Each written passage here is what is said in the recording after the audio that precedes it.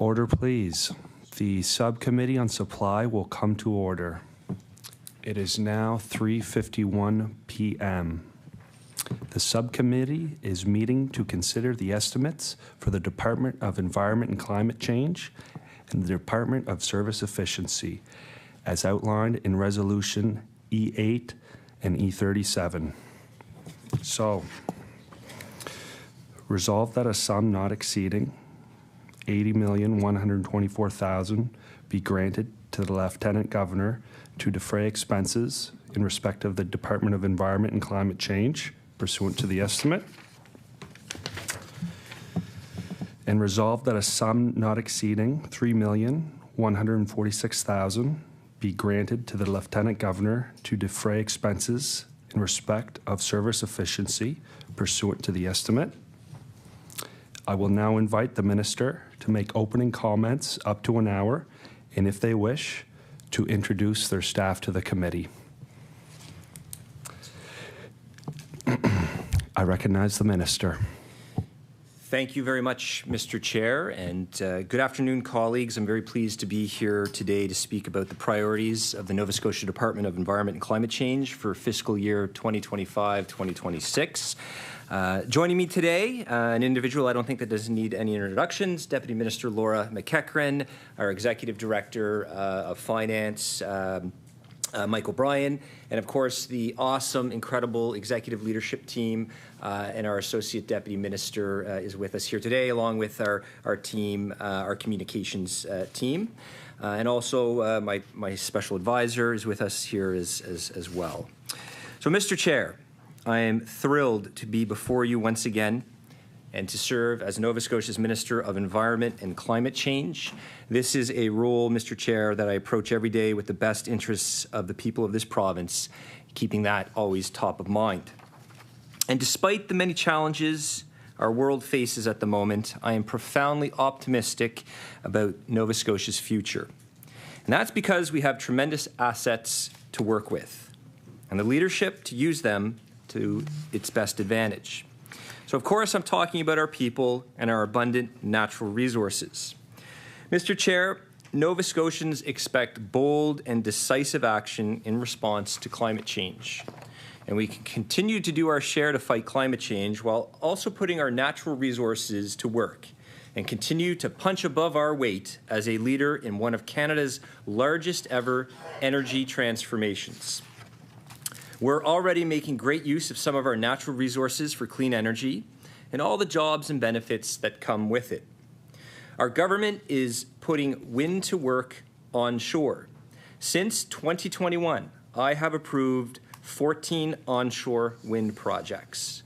And in January, we announced the Green Choice Program projects, which will lower our emissions by at least 8%, which will be the single largest greenhouse gas reduction in Nova Scotia's history.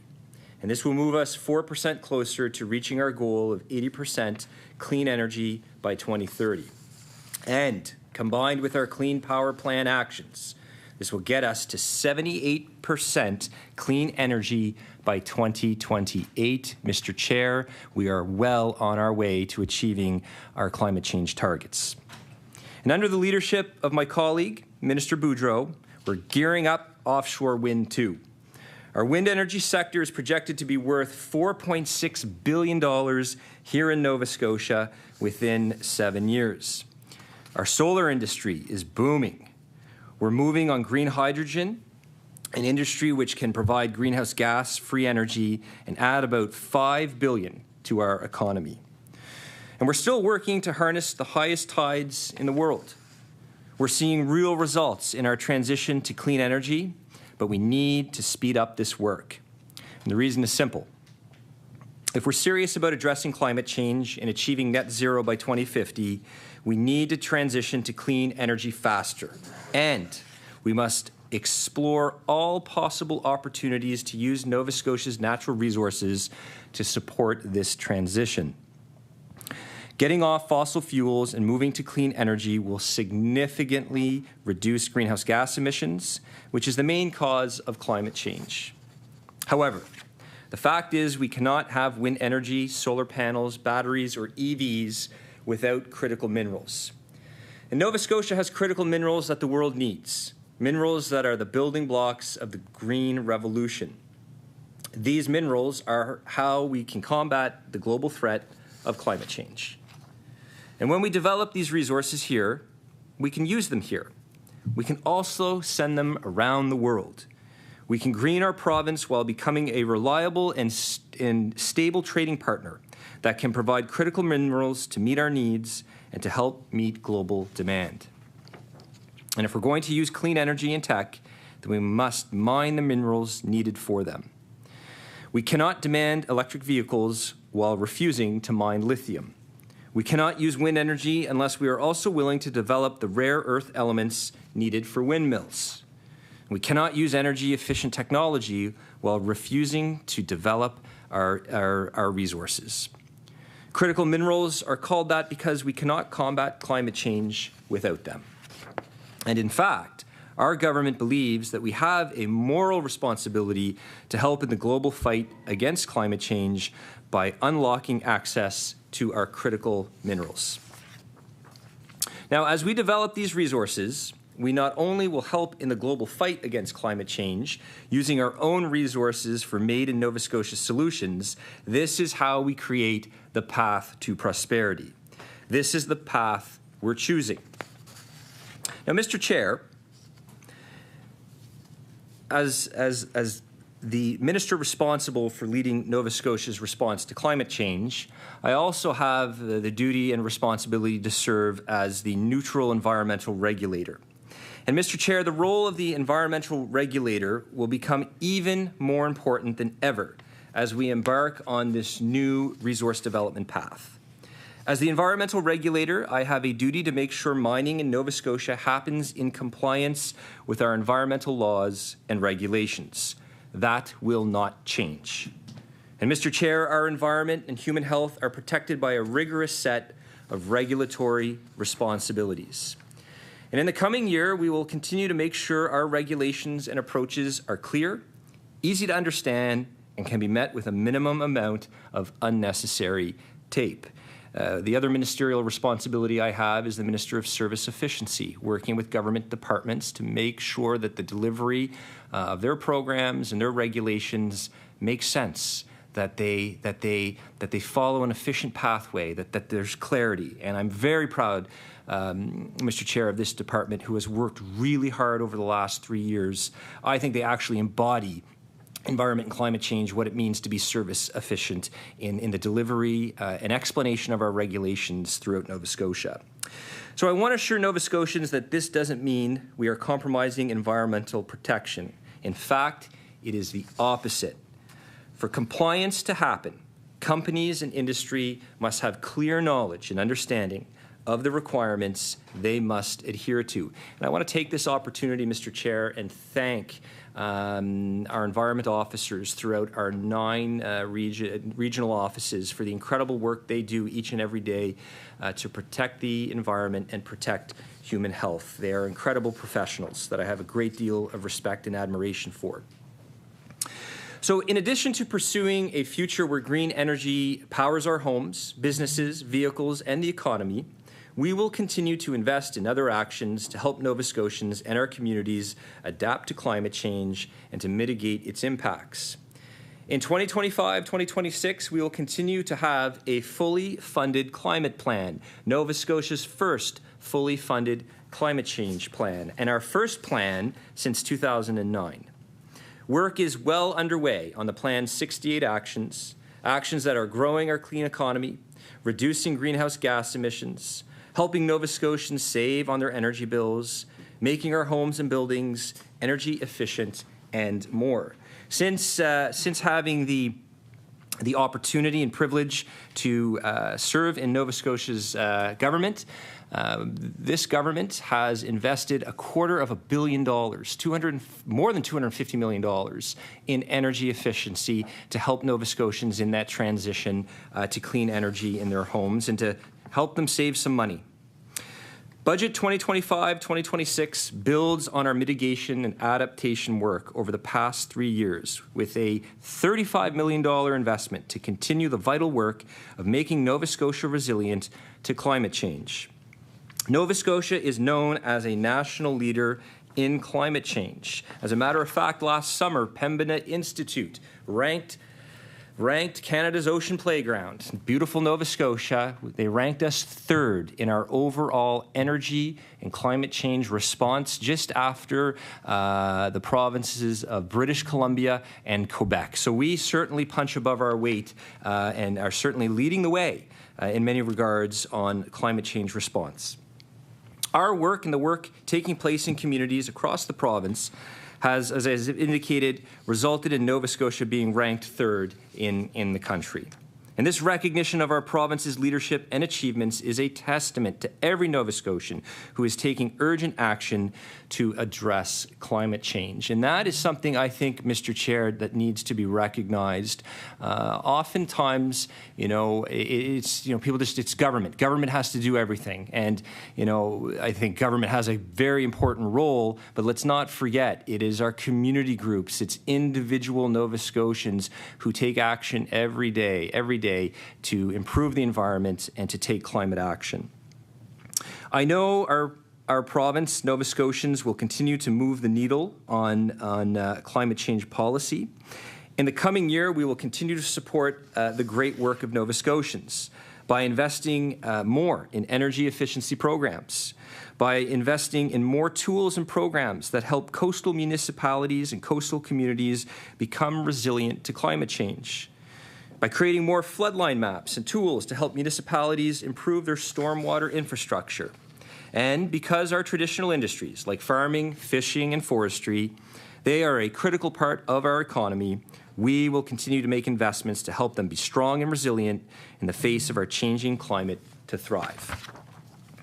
We will also continue to invest in programs like the Community Climate Capacity Program, and of course, the very popular Sustainable Communities Challenge Funds, which support grassroots community leadership in response to climate change. Mr. Chair, all Nova Scotians have a role in addressing climate change and making sure our communities are resilient to its impacts. That includes our coastal communities and our coastal municipalities. Our government loves our coast and is acting to protect it. Contrary to the false narrative that some are putting forth, we have not abandoned coastal protection.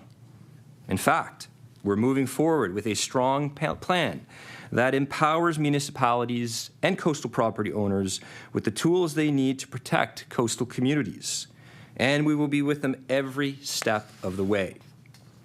The path forward has been crystal clear for a year now, and Nova Scotians are stepping up. As a matter of fact, it was exactly 1 year ago yesterday, February 26, 2024, when Minister Laura and I announced Nova Scotia's Coastal Protection Action Plan. Last October, we announced about $150,000 in funding from the Sustainable Communities Challenge Fund for the Bellevaux Cove Development Commission for work to protect the Bellevaux Cove Trail from the impacts of climate change. As a matter of fact, I'll table this, Mr. Chair. It is an advertisement for our Sustainable Communities Challenge Fund, and I'll table that for the for members of estimates. So the coastal trail passes through salt marshes, along beaches, and past Clare's first Acadian cemetery. Destroyed by tidal surge and high winds, the trail was rebuilt higher and with more durable material to withstand the tides. Here, I'll set you up here. There you go. You bet. This is just one example of how communities and Nova Scotians are taking action to protect their coastal way of life. Now, Mr. Chair, certainly I think we'd all recognize that, we need to respect the autonomy of our communities. A community like Clare along beautiful La Baie St. Mary's Bay, they know their coastline. The municipality knows their coastline. And our job is to support and empower. And the community of Clare is an example of where we're doing that.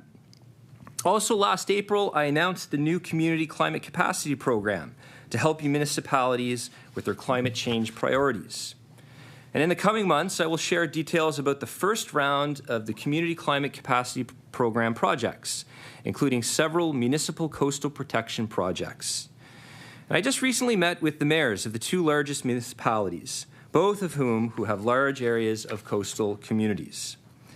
Mayor Andy Fillmore and Mayor Cecil Clark both support the Coastal Protection Action Plan and are working with us to implement the plan. And I want to take this opportunity and thank both those mayors for their collaborative approach to coastal protection. As I've said multiple times, coastal protection is a shared responsibility between the province of Nova Scotia and our 49 municipal units.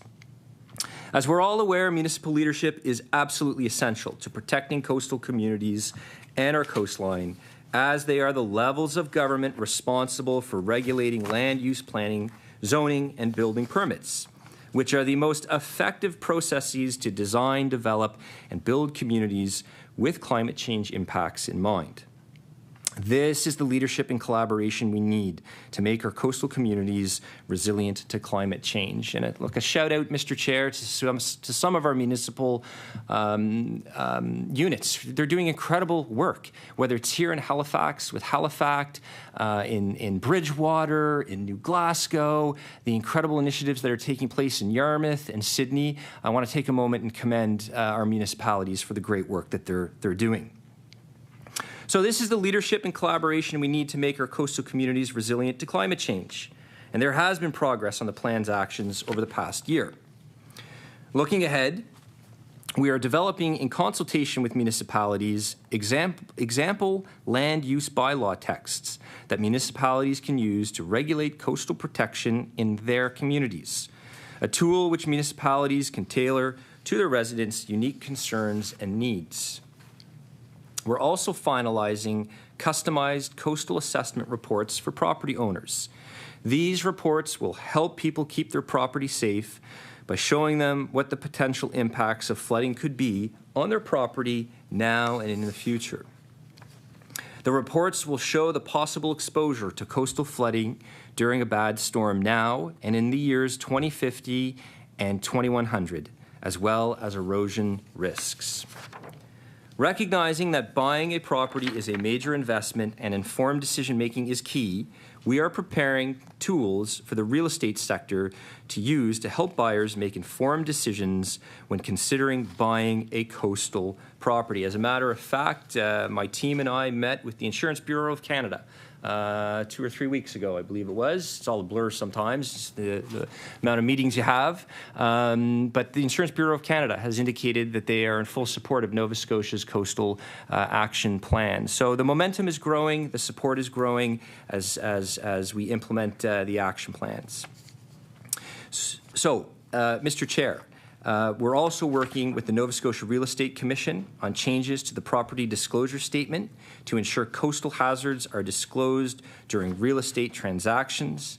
And we are collecting information and data on our coastal geology to create a coastal erosion risk map, which will give municipalities and homeowners horizontal setback distances to identify the safest areas for development along our coastline. And in the coming year, we will invest an additional $1 million in floodline mapping and water resource data to help municipalities and residents better understand flood impacts to support informed decision-making and investment. Floodline maps provide vital information that helps municipalities zone land and reduce flood hazards both on the coast and inland. To date, we have invested $9.8 million in the Municipal Floodline Mapping Program, and by March 31st, 2025, half of our province will have flood hazard maps, including the entire Bay of Fundy, the Northumberland shore, and the Atlantic coast from Ecum-Secum to Antigonish.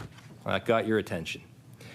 The final example, Mr. Chair, I want to mention of how we are helping protect coastal communities from the impacts of climate change is the Sustainable Communities Challenge Fund, which opened for the third round of applications on February 24th. The priority for Round 3 funding of the Sustainable Communities Challenge Fund is coastal projects.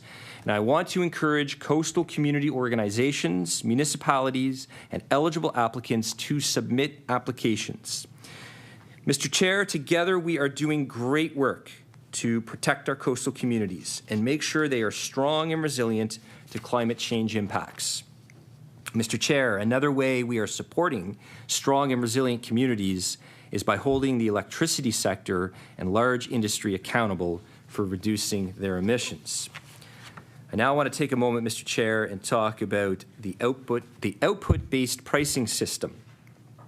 The output-based pricing system does just that. Large industry produces about 50% of Nova Scotia's carbon emissions. And in 2023, Nova Scotia's national leadership in reducing greenhouse gases continued. I am pleased to report that for the 2023 compliance period, there was 100% compliance with all 15 participating facilities meeting the program's compliance standards. Nova Scotia Power, whose emissions accounted for approximately 94% of the total emissions in the program in 2023, reduced their emissions by 14.24% from 2022 levels.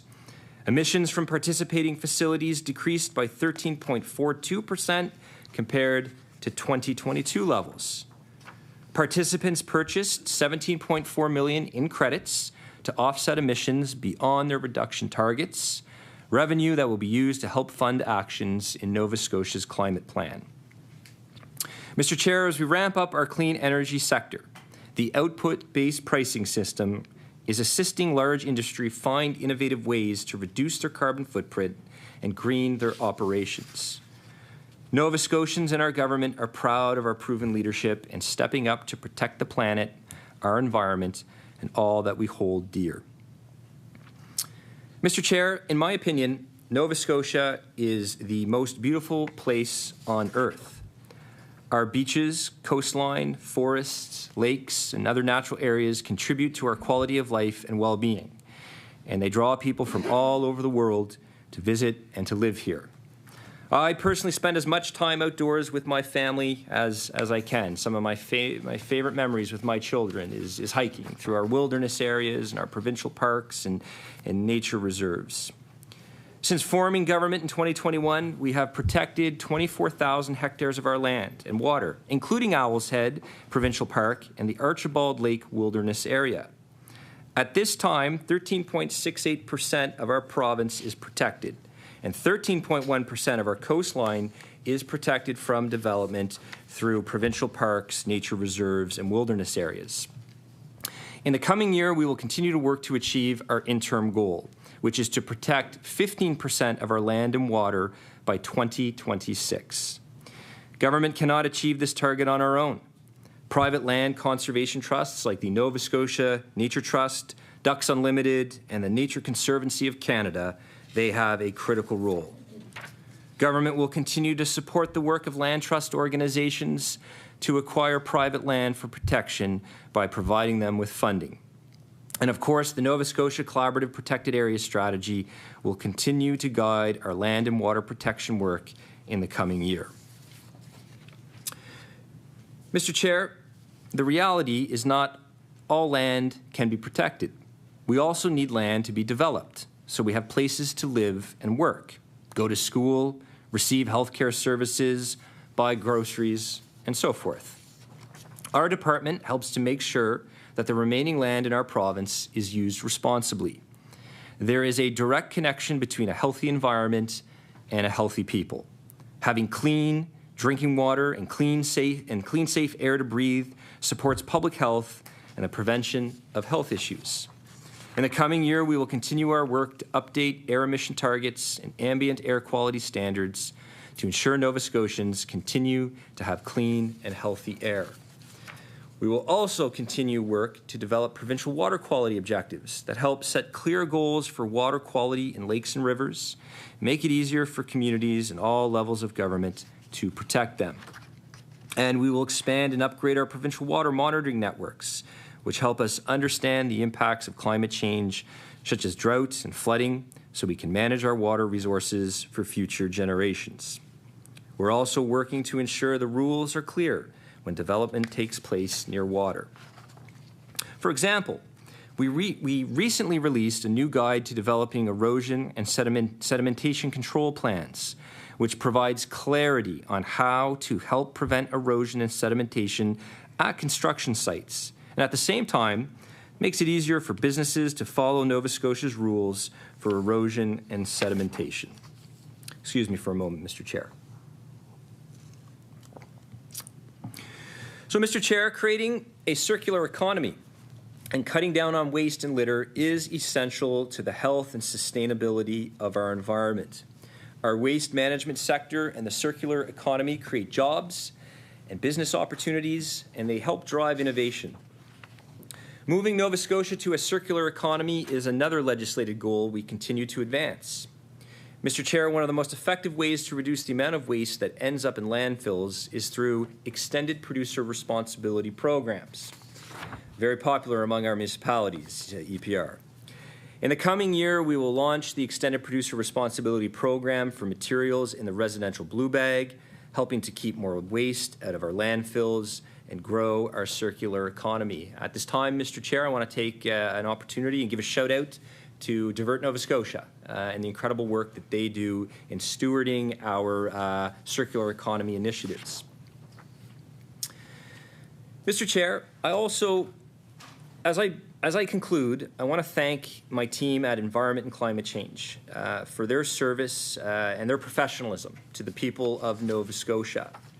Their work will become ever more important than ever in the coming years as we work with a new sense of urgency to transform our province and make it stronger and more resilient, whether that's in the face of our changing climate or other global impacts.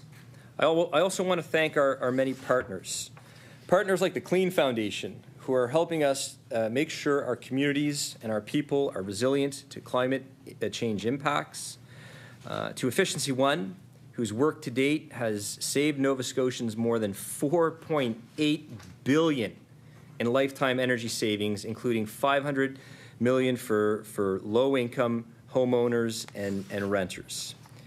I want to thank the Nova Scotia Federation of Municipalities, who are partnering with us to deliver the Sustainable Communities Challenge Fund and the province's Coastal Protection Action Plan. A shout out to Juanita Spencer and the incredible team at the NSFM. Also, Mr. Chair, I want to thank Net Zero Atlantic, who are advancing Nova Scotia's transition to clean energy and net zero, and also to our many land conservation partners, such as the Nova Scotia Nature Trust, the Nature Conservancy, and Ducks Unlimited. Finally, I'd like to thank the members of the Ministers' Roundtable on Environment and Sustainable Prosperity, whom I met with about 2 weeks ago, and we had an incredible discussion on transforming energy in Nova Scotia, an incredible discussion on the Nova Scotia Guard and the new Department of Emergency Management, which will help us respond more effectively to extreme weather events. And a very special shout out, Mr. Chair, to Nova Scotia's Youth Climate Council, a council that this government established to ensure young Nova Scotians from the ages of 14 to 24 have access to ministers and have a formal platform, Mr. Chair, to have their say in the development of public policy. I very much appreciate the valuable advice they provide me. Mr. Chair, I'm also looking forward to our province's future with hope and optimism. We can manage Nova Scotia's natural resources in a sustainable and responsible way to help us fight climate change, and of course build a healthy, sustainable resource economy. Our government is doing our part to build our province so that all Nova Scotians can live in vibrant, healthy, sustainable communities and have the best chance at achieving their full potential. That is the bright, prosperous future I want for my children, maybe one day grandchildren, and for yours as well. That is the future that Nova Scotians deserve. That is the future that this government and this Premier is pursuing. Budget 2025-2026 is keeping us on that path for successful, sustainable growth. It sets us up for success, and I'm very optimistic as we move forward. And with that, Mr. Chair, I look forward to the questions and comments from colleagues. Thank you, Minister. Now, according to the practice that has developed in this legislature, the opposition caucuses take turns asking questions for approximately 1 hour each. During a caucus's turn, the members within a caucus may take turns examining the minister on the estimate resolution. Only the minister may answer questions. Caucuses are also expected to share time fairly with the independent member. To begin the examination, I now recognize the official opposition. I recognize the member for Halifax Citadel, Sable Island. Thank you, and thank you for being here. I think I might start, a little bit back to where you started. So what is the department's role in implementing the critical mineral strategy that was released by Nova Scotia last spring?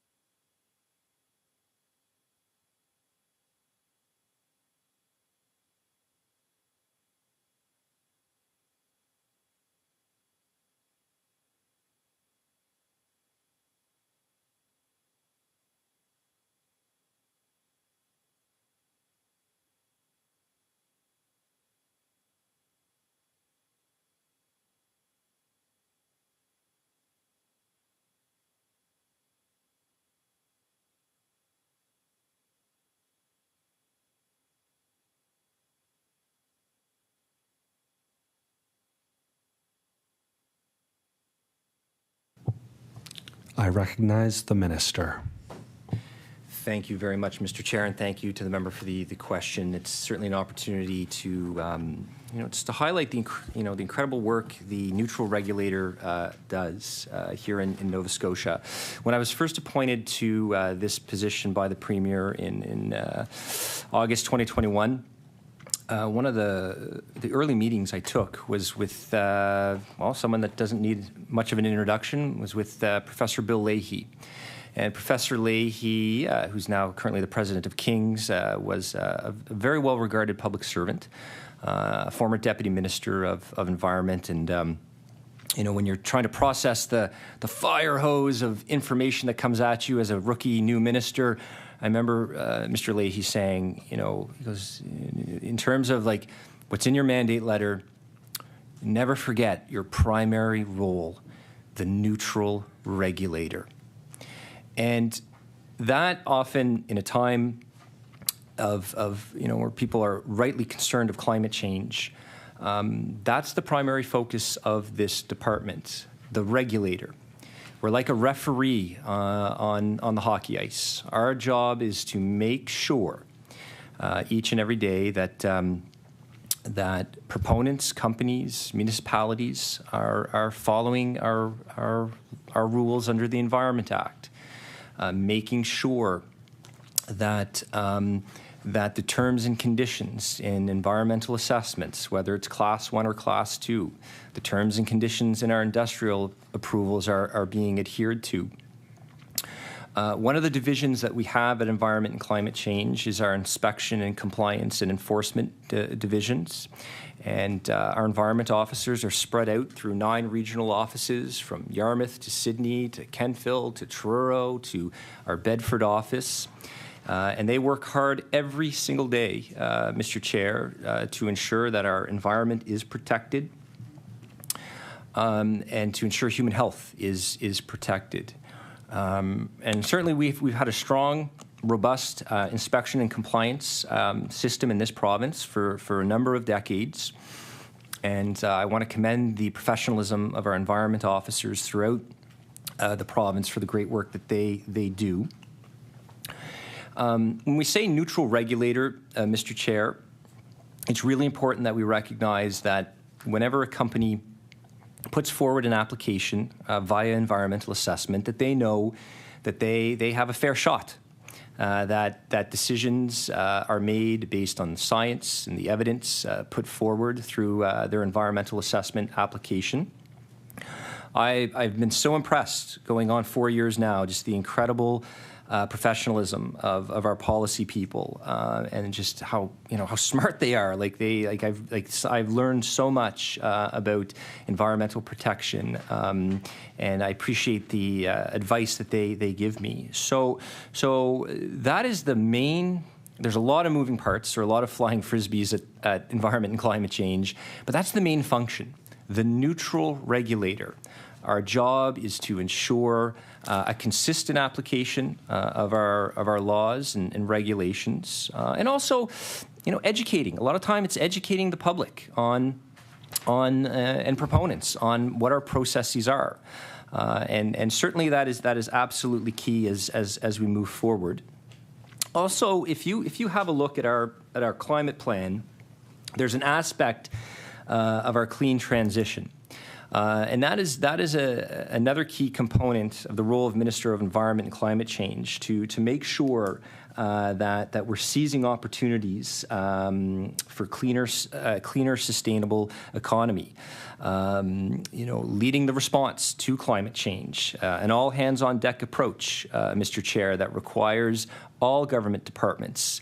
70% of the actions in Nova Scotia's climate change plan, which was released in December of 2022, 70% of the actions reside with natural resources. And I can remember, the day I announced the climate change plan at Cove in Dartmouth, Minister Rushton was with me, and Rushton was like, "Oh, you've just made my life so much more busier," but busy in a good way, so that we can take collective action in government on responding to climate change. So as new sectors emerge, I want to assure Nova Scotians that we have a department whose laser focus, in many regards, is on regulating industry, ensuring that if a project is going forward, it has gone through the necessary approvals, along with the proper monitoring of that company. Whether it be Michelin or Port Hawkesbury paper, we've been doing this a long, long time.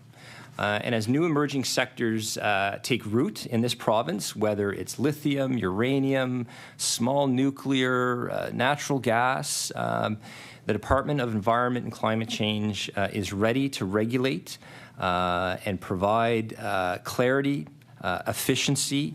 The Premier has often said, we're open for business.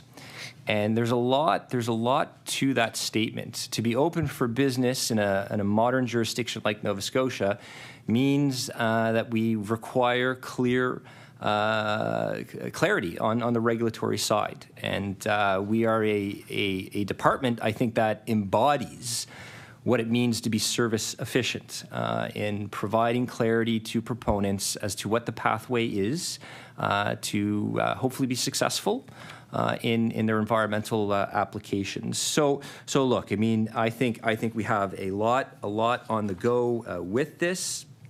We definitely have a robust and comprehensive environmental assessment process.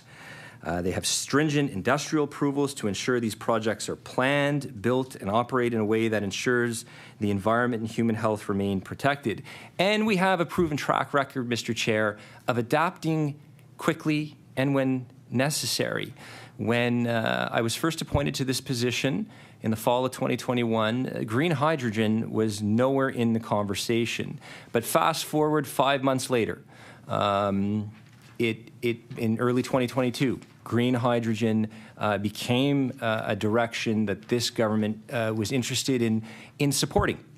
And I commend our policy team who developed the regulations, the first province in Canada to develop regulations for green hydrogen. If we can do it for green hydrogen, Mr. Chair, I have full confidence in my team that we can do it for new emerging sectors. And I can remember the deputy and I being in Montreal for a conference of the parties on biodiversity and meeting with Newfoundland.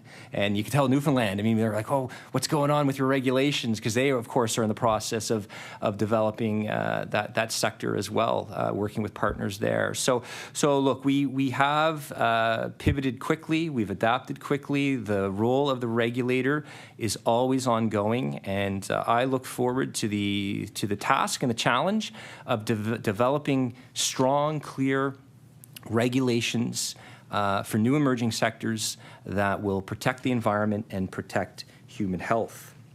Thank you, Mr. Chair. I recognize the member for Halifax Citadel, Sable Island. Thank you. So in terms of that role as the regulator, has the department started developing new regulations? Have you identified new regulations that need to be developed? Are there goals for this year around that, and how many? Any detail? I mean, I think part of the challenge this year is, of course, we don't have a business plan, so it's hard to follow along with what goals specifically the department is looking towards. So yeah, so new regulations, how many, what areas, what are the goals for this year?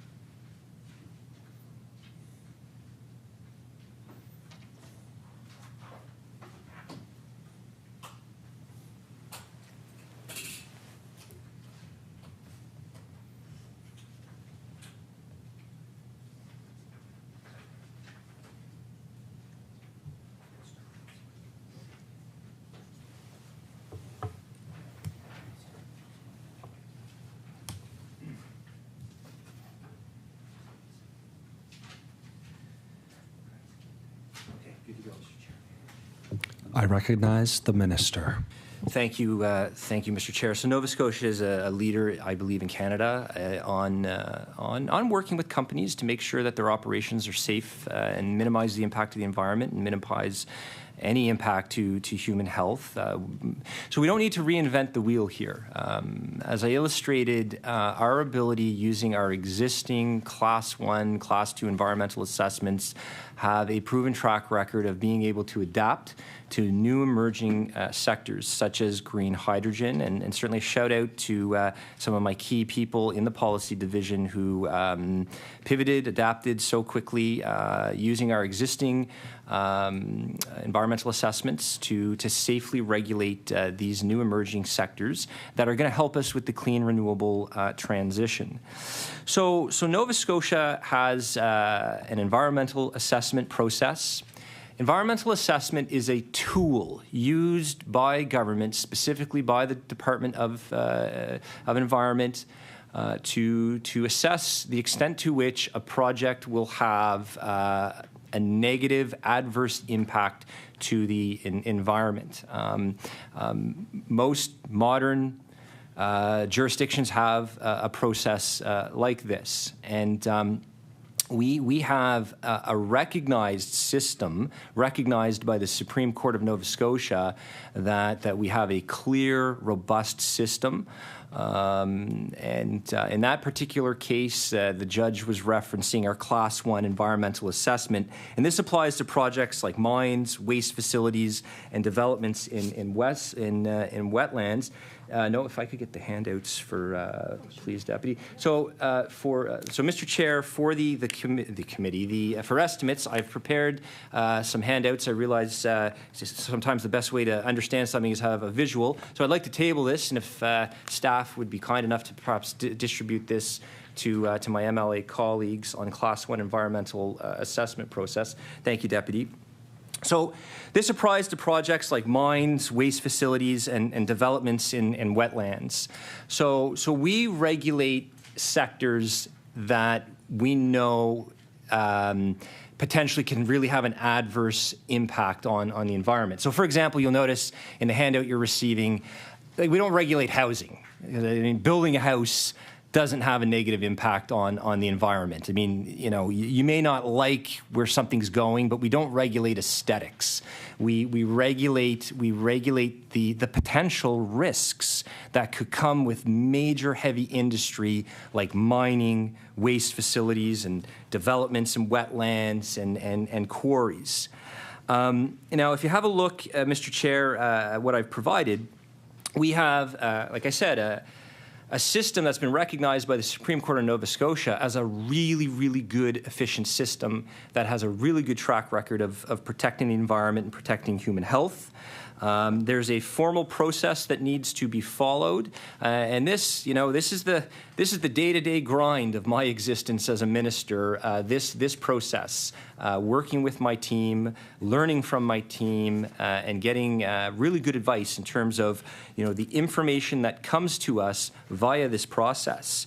So if you look at the first one, company prepares environmental assessment documents with MIGMA engagement and public input. So before it even gets to me, the expectation under Class 1 environmental assessment is that companies, when they hire you know, third parties to help them with their environmental assessments, they have to already do public input. And for many, especially in our rural areas, you know, you'll see that company X hosting a town hall to hear the public's input, say on a quarry expansion or a mine coming in potentially to their area.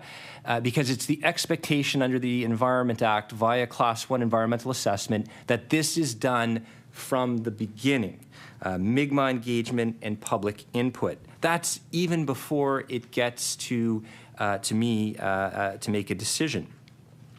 Then the countdown begins. If you've done your environmental assessment, and along the way, you know, my team is working with companies, right? They can call us up at any time. Hey, what should be contained in this? Am I doing this right? We are always working with proponents because obviously we want folks set up for success. Once they've completed that upfront work, they file their environmental assessment. The company registers the project. And then from there, the government opens a Crown consultation with the MIGMA on day one, and we then begin to seek public input. So public input happens at the front end, and then it happens during the process along with a consultation, our duty to consult with our MIGMA partners. And then from there, the government compiles the results. That is where our incredible public servants in our policy division work to analyze. And then from there, as we approach day 50 in a very clear process, that is when it lands on my desk, where I will meet with my team. And we have some very in-depth discussions with my deputy minister and associate deputy minister, along with executive directors, a discussion, and it's from there that I make a decision. Now, the decision that a minister of environment can make, you can approve, and if it's an approval, these are subject to terms and conditions. And often we have very standard terms and conditions that would go into quarry projects, that would go into mining projects, that would go into wind projects. And there's another example, the onshore wind. This process to adapt to that emerging sector, I think speaks volumes to how effective this system is that we have in place. Is it perfect? Of course, there's always room for modernization and improvements, and that is something, certainly as a minister, I've always encouraged my team to be doing, and which we are constantly doing. Another decision point that could be made, and some of you may have seen this in the media with some of the decisions I've made, is a more information decision. And this is where a specific issue needs to be addressed, say with groundwater and so forth. Bottom line, I don't have enough information to make an informed decision based on the science and the evidence. And if you look at my track record as minister, certainly I've made more information decisions based on my analysis of this, based on some of the advice that I received from my team. A minister can also request a focus report, and this is where a broader issue needs more study. Can require an EA report. Many areas need more study. And then a minister could reject this, that this is unacceptable, that this is just too great of a risk to the environment and to human health. If you look at the diagram that I've provided, the Crown consultation with the Mi'kmaq of Nova Scotia on a particular project can also occur on other government permits in addition to the environmental assessment process. So this is what we have been using in Nova Scotia for quite some time. If you have a read of the Environmental Goals and Climate Change Reduction Act, it is a goal of that act to modernize the environmental assessment process, and that work is ongoing by my department. And certainly, I mean, as Minister of Service Efficiency as well, I mean, I encourage all departments at all times, right, to engage with that office to ensure that you're always modernizing and so forth.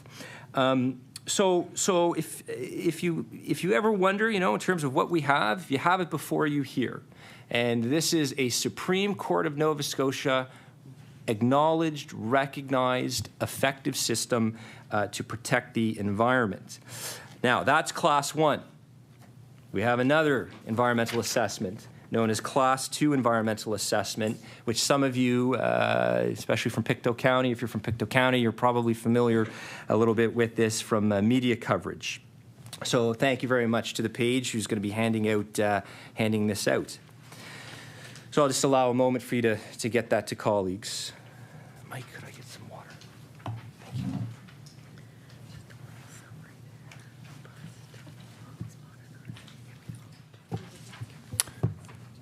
I recognize the member for Halifax, Citadel, Sable Island. I just wanted to hop in quickly with a question before we move on. And I don't need this addressed at the table, but would love it followed up with the department. From Class 1 environmental assessment processes, I'm wondering if the department can provide in 2024, you know, the percentage of each area that decisions fell under, so like the percentage of approvals, the percentage of rejections, and so forth. And the percentage of the environmental assessments that were completed on time and percentage that were subject to appeal. But just bring it, like, table later, yeah. I recognize the minister. Thank you, Mr. Chair. Absolutely, we'll get you that information. I can tell you it's certainly a lot. Just anecdotally, just in the last number of years, there's been a real uptake in terms of applications for whether it's wind projects and so forth that have emerged. But I can tell you in terms of like compliance, you know, in terms of us monitoring companies and so forth. I mean, we've had like 16,000 inspections annually. We've done 13,000 responses to complaints. So this is, in terms of the neutral regulator, I mean, we very much are the boots on the ground, making sure that if a company has been approved, they get going with their project via Class 1 environmental assessment, they receive their industrial approval. We have a robust process in place to regulate sectors, a robust process in place now, currently regulating the mining sector, and we'll continue to modernize and improve to ensure that if there's new emerging sectors that we'll be ready to regulate those as well. And as I've said, I mean, you know, under you know, the leadership of the Premier, you know, as he's often said, we should always be modernizing. You know, problem solvers in, problem stretchers out. And I've known the Premier a long, long time. almost 10 years I've worked with the Premier, and that is something he has been saying for quite some time. Because we want to have regulatory clarity. Like, there's nothing more frustrating for anyone, whether it's a municipality or a company, when that clarity isn't there, and certainly this department has worked extensively on that. So, Mr. Chair, as I indicated, we have a Supreme Court recognized, especially Class 1 environmental assessment process. But along with that, for even bigger projects, large-scale projects, we have another category of environmental assessment known as the Class 2 environmental assessment process. And this applies to large-scale projects like solid waste incinerators, petrochemical facilities, and pulp plants. And this is a process that can actually take up to 2 years. And certainly, this is a very robust process. Similar to Class 1, a company registers for environmental assessment. Then the government develops terms of reference. We open up to Crown consultation with MIGMA. We seek public input. This can take up to 84 days. And then within that 2-year period, the company prepares environmental assessment report to be filed. We then evaluate the EA report against the terms of reference. That can take up to 28 days. And then an expert panel prepares recommendations for the minister with MIGMA consultation and public input. Now, that is a common denominator throughout both Class 1 and Class 2 environmental assessments. Our duty to consult, absolutely key. And then from there, the minister decides, and with a Class 2, that can result in either an approval or a rejection. So we do have a very robust system in place. This system has a proven track record of protecting the environment. Like any system of monitoring, nothing's perfect. It's not perfect, but certainly I can assure Nova Scotians we have a very strong system made up of very competent professionals who work hard every day to ensure that if we consider an approval, that we're going to mitigate the impacts to the environment and mitigate the impacts to human health. Now, for the member's specific question, I do have some data here for you. So, okay. So with respect to environmental assessment approvals in 2025, so the total EA approvals to date in 2025 has been 2. We've done 14 wind projects to date since 2021. The number of EA approvals in 2024, there were 10 environmental assessment approvals, which were 2 wind projects, 2 pits, 3 quarries, 2 gypsum mines, and 2 waste management facilities. The number of environmental assessment approvals in 2023, there were 21 out of 24 decisions. And in 2023, that was 10 wind projects, 2 green hydrogen ammonia projects, 1 Nova Scotia, New Brunswick reliability intertie from here in Nova Scotia up to Salisbury, New Brunswick. 4 quarries, 2 pits, 1 highway, 1 waste management facility. And then just sort of some high-level analysis here. We are definitely in the department. We are putting forward a lot of efforts to make the process more efficient while ensuring the environment remains protected. And just by way of example, the deputy and I, we've created a large industrial team at the Department of Environment, and I always call this my special ops team. This is a group of individuals that will go and talk to companies, help educate and explain our processes. When we're dealing with regulations here, let's not forget. This is highly complex regulatory information that's being passed on, and sometimes just sitting down with companies, building that relationship, building that trust, is absolutely key. So we're always looking to modernize.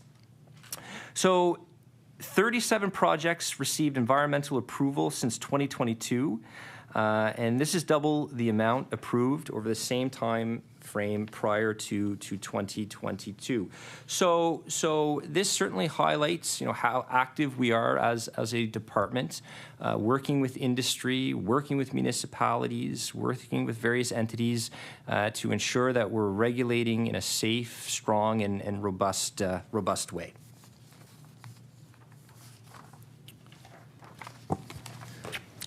I recognize the member for Halifax Citadel, Sable Island. I'm going to maybe switch gears just a little bit. Will we meet our interim target for land protection of 15%? And are you concerned about the effect that resource exploration will have on our protected areas goals?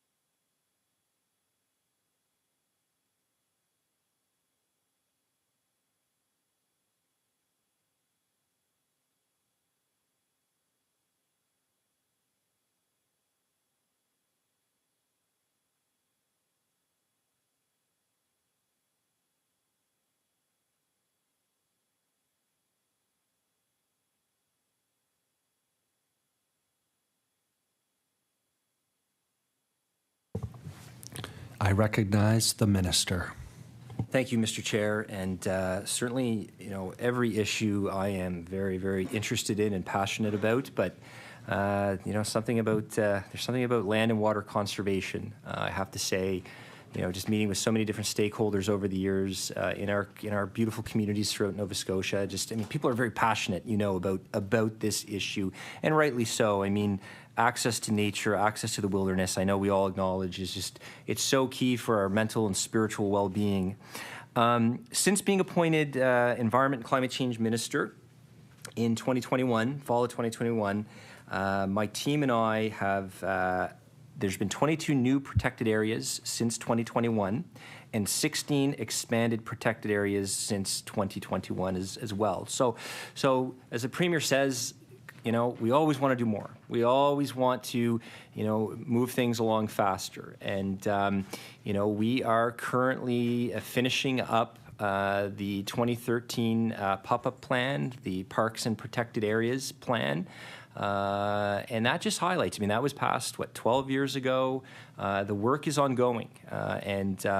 This was one of the early files that landed on my desk, land and water conservation. And, certainly the issue of Archibald Lake in Guysborough County, right? That was one of the first files that we dealt with. And to try to move that along as expeditiously as possible, I learned very quickly, these are major land transactions, legal, economic development. You want to talk a lot of flying frisbees that happen on a file, deal with land and water conservation. But we know Nova Scotians are so committed to this. That's why when we passed the Environmental Goals and Climate Change Reduction Act, we put that 20% land target into legislation, because we know how important land and water conservation is to our residents. Some of my favorite events that I've attended in my role as minister have been announcing nature reserves and wilderness areas, or working with my colleague Minister Rushton at Natural Resources for provincial parks. And Nova Scotians absolutely, they love this. And so absolutely, Currently we have about 13.68% of land and water conserved, and we will continue to have a laser focus with our interim goal of achieving 15% land and water conserved by the end of 2026. It's going to require a lot of work, a lot of effort, but it's something that matters to Nova Scotia. And of course, we have our long-term goal of land and water conservation.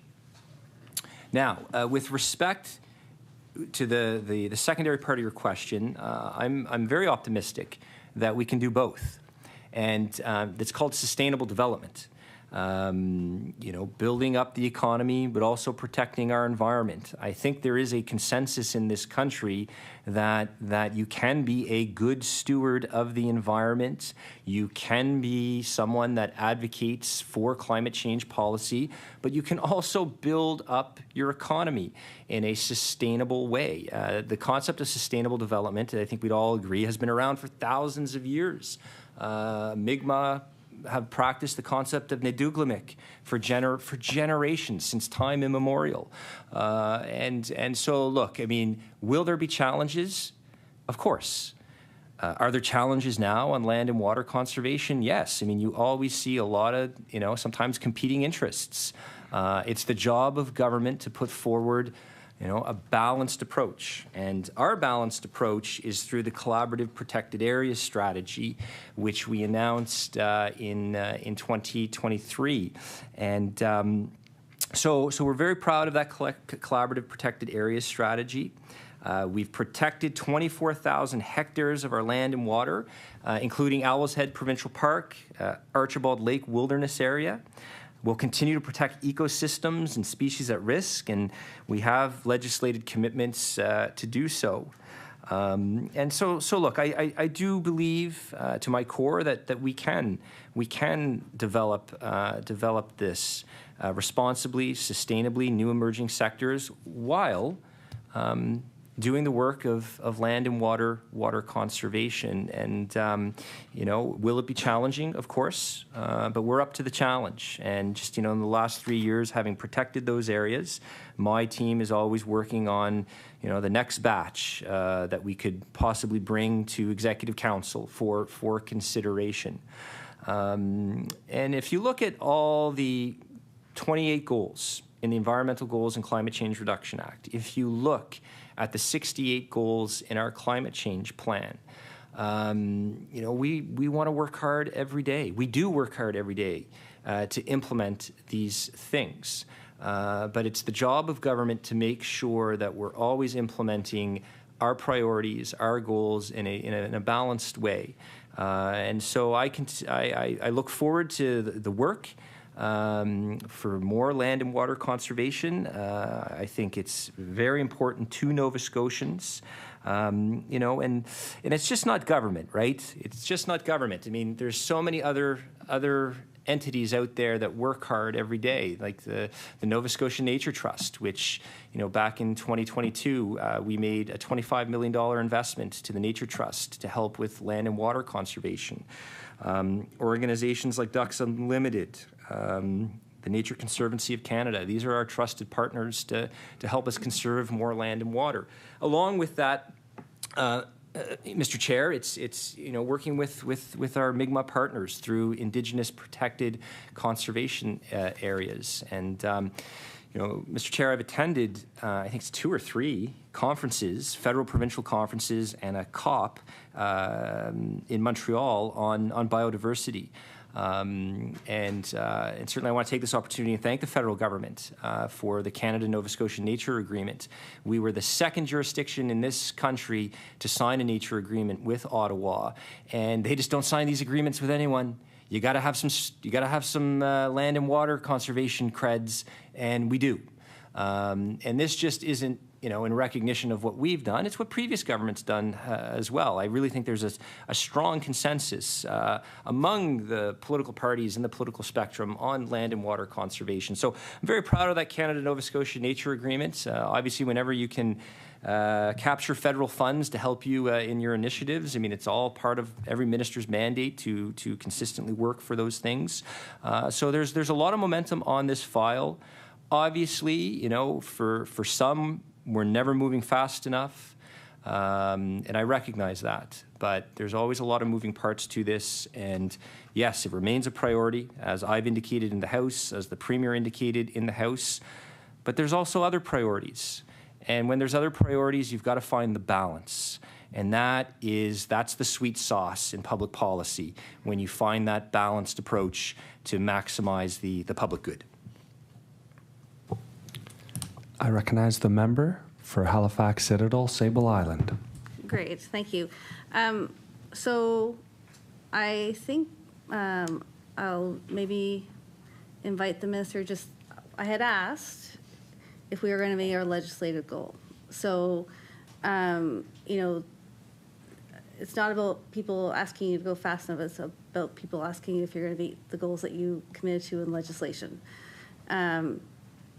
To get to the end of 2026, I assume that you have some like number goals, some outcome, actually not even outcomes, outputs that we might be able to talk about in the coming year.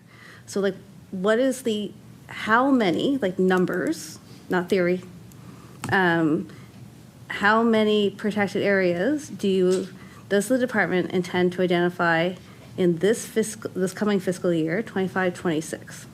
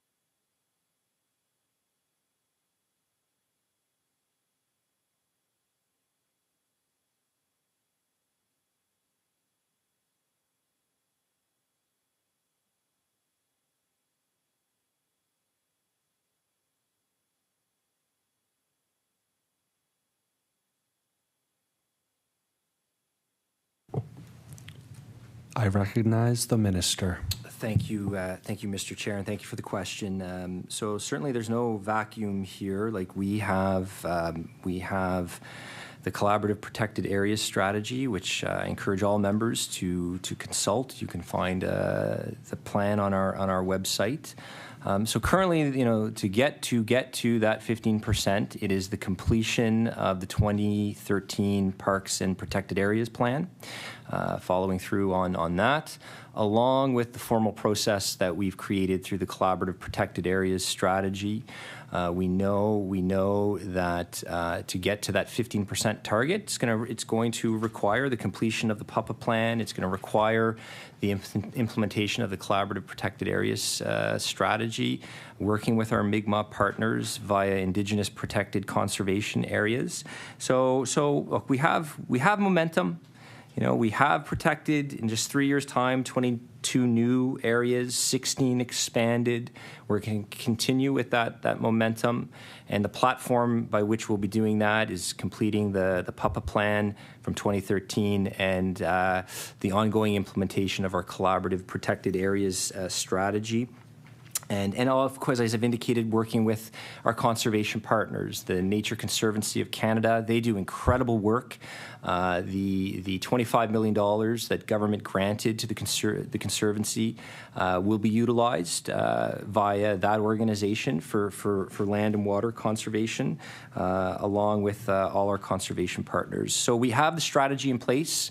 And the momentum is there, and I know we can continue on our path for land and water conservation, along with, Mr. Chair, responsible resource development and ensuring that if there's new emerging sectors, that we're ready to regulate them, and we're also ready to keep working with our partners at Natural Resources for greater land and water conservation. And as I've said, I mean, some of my favorite memories as a minister it has just been being a part of this process and seeing how impactful and joyful people are when we announce that, hey, your 10 years of work of advocacy to make this a wilderness area or a nature reserve or at the natural resources side, a provincial park, that it's finally coming to fruition.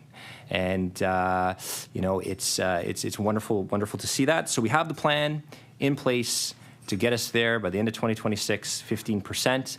And certainly, I'm confident that working with our partners in Natural Resources, working with our conservation partners, that we can get to that goal. I recognize the member for Halifax Citadel, Sable Island. Great, thank you.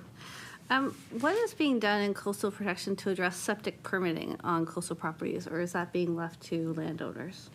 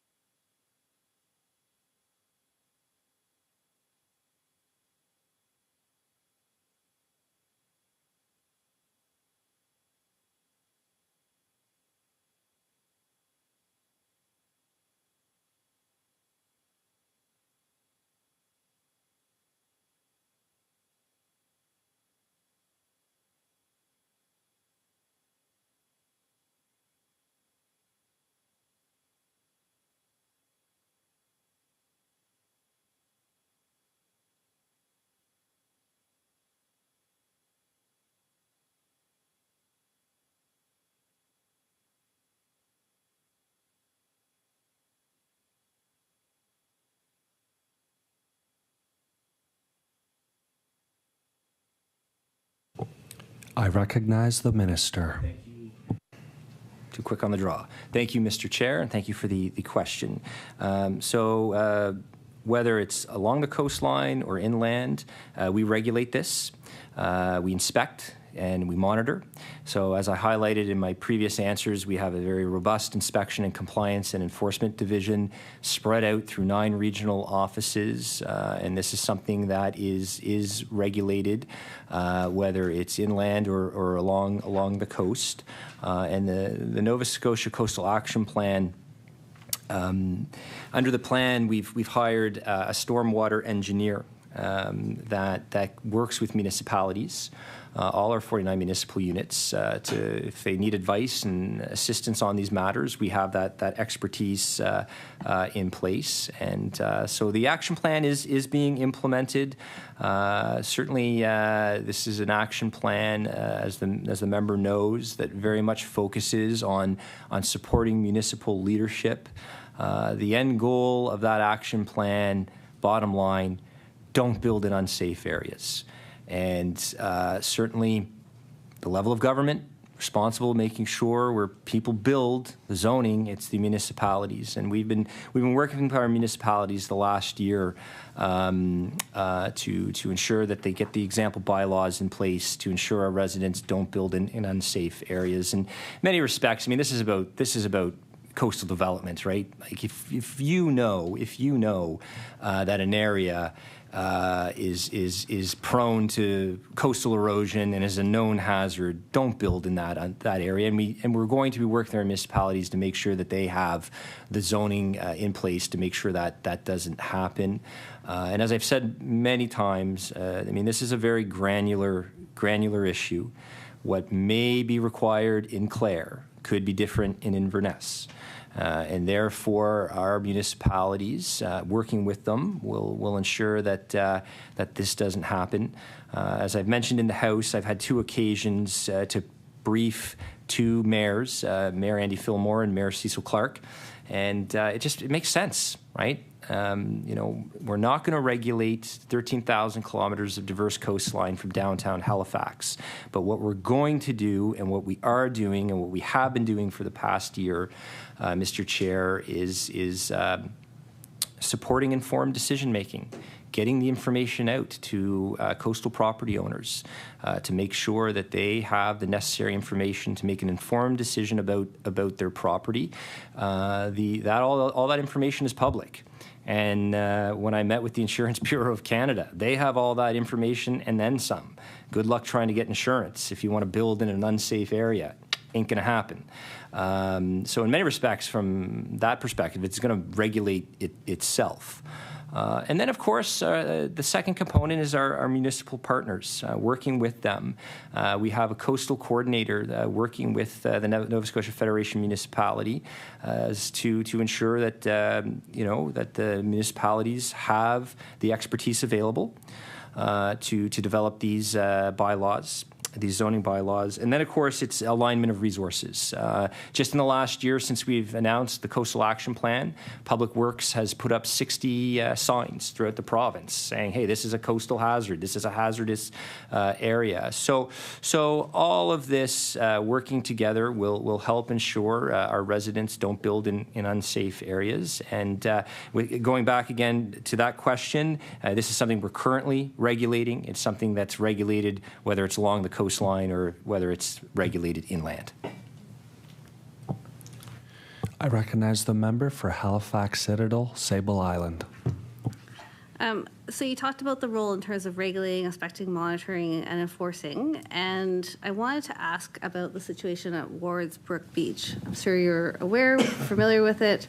I've heard from lots of folks who live in that area about their concerns. So just to give people some of the background, and I can table this letter, although I might get you a clean copy because I doodled on it. So, there's been, access to Wards Brook Beach, public access for decades. And in 2016, a local property owner placed an illegal causeway and culvert in the brook. Provincial enforcement personnel, I think this was on the natural resources side, knew who had done this, but did not lay charges. And then in 2019, the same property owner redirected Wards Brook away from its established course using an excavator and without permission of any kind. DNR folks recorded a confession from this person, but didn't lay charges. And then I think that it was in 2021 that Environment and Climate Change were contacted. And then in 2022, another local property owner filled in the former coast of Wards Brook with large rocks and boulders. The Nova Scotia Department of the Environment forced the owner to remove some, but not all of the rocks. The rocks that remain in the course of the brook are preventing the brook from returning to its former course. In 2022, the same property owner installed a septic field that is less than the required minimum distance from a water course, in this case, Wards Brook. Provincial enforcement personnel are aware of the problem and have promised to take action, but this illegal septic field is still in place as of February 17th, 2025. So I'm wondering, what's the delay from enforcing in Wards Brook?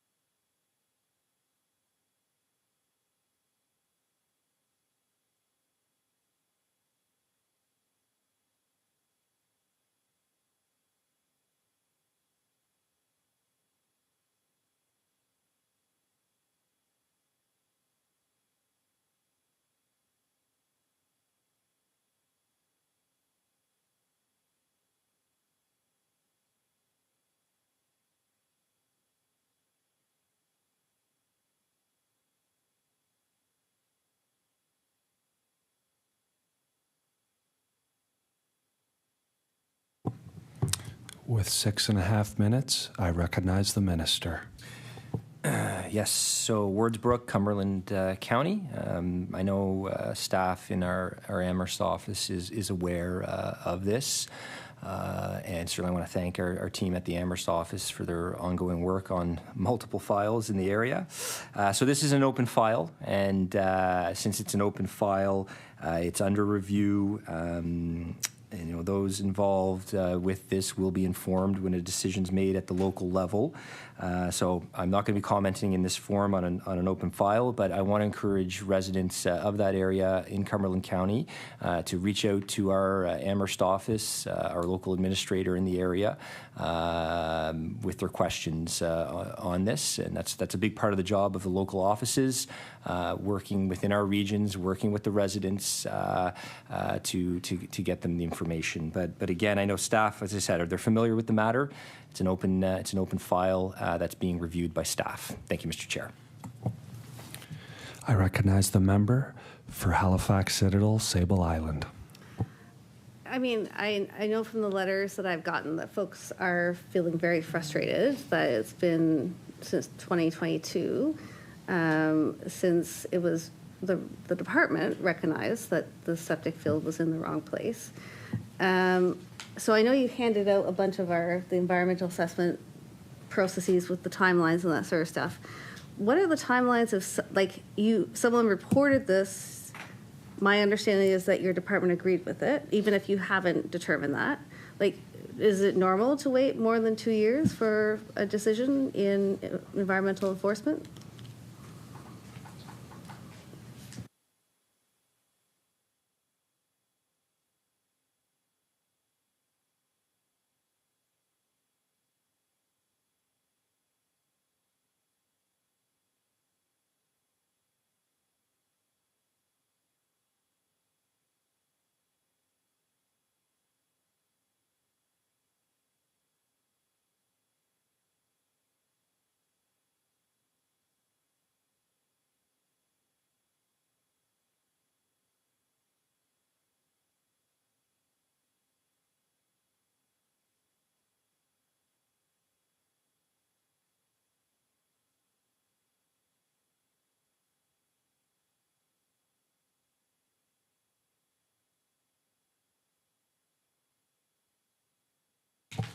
I recognize the minister. Thank you, Mr. Chair, and thank you for the follow-up question. So as I've indicated, staff, they're actively engaged in this matter. The work is ongoing. It is an open file. And certainly, as the regulator, I mean, we are responsive. That's our mandate. And certainly that local office will continue to review this file. I just want to take an opportunity and again thank the environment officers and local administrators. I mean, they do a lot of work throughout the regions. I mean, just in 2024, we responded to 1,356 complaint responses. So there's a lot always happening throughout the province. 2024, there were 16,848 inspections. So this is we are responsive. We're out there in the field every day. And then, of course, there were 16,457 approvals and permits issued. This is a large amount of regulatory work that's taking place. And certainly I want to thank our team throughout the regions for their incredible work that they do. But with this particular case, it's an open file, and it's not appropriate for a minister to be commenting on this. Staff will continue their work on this file. If residents have questions, they can reach out to our Amherst office. With 2 minutes, I recognize the member for Halifax Citadel, Sable Island. I'll certainly make sure that the folks who have contacted me about this issue know that it was discussed at estimates and provide them with the information. But more general, so if someone reported like a septic field that's in the wrong place on the coastline, what do you have? Does the department have a goal within which to rectify the situation? So like from first phone call to study to consultation, whatever else happens, to the moment there's a decision, like, is there a goal or is there no goal?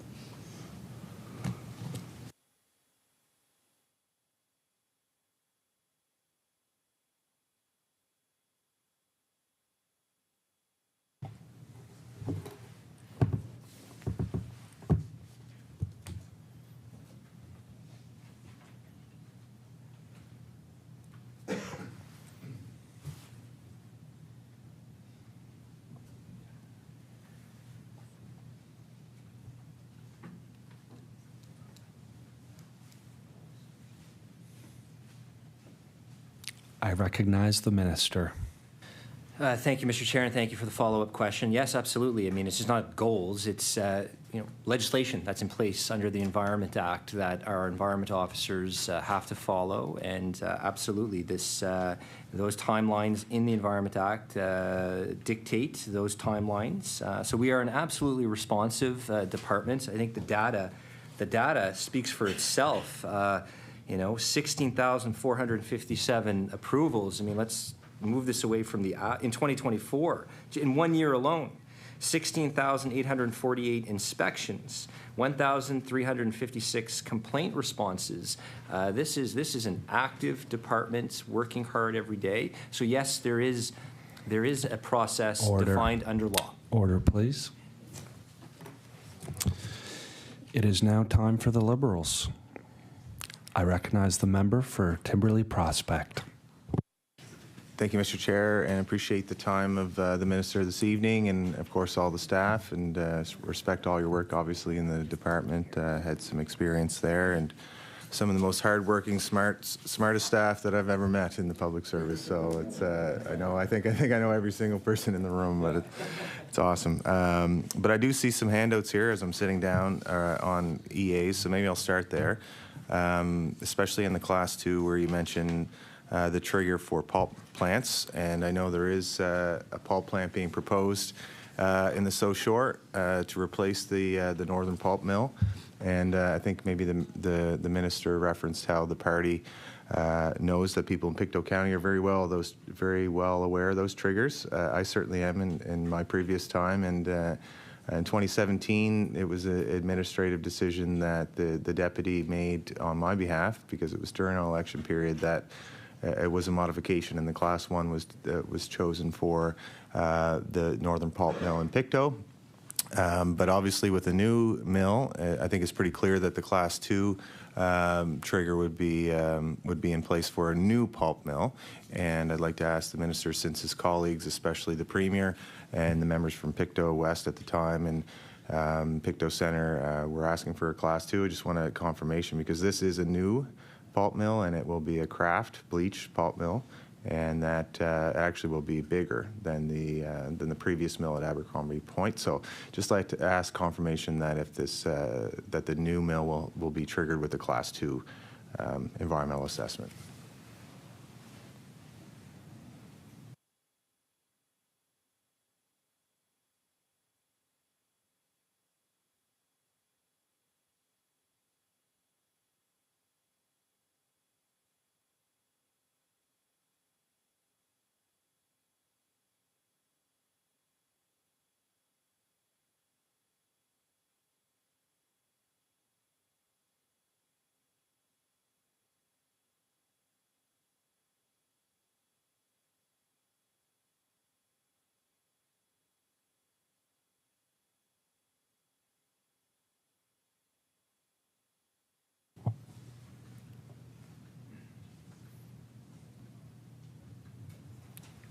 I recognize the minister.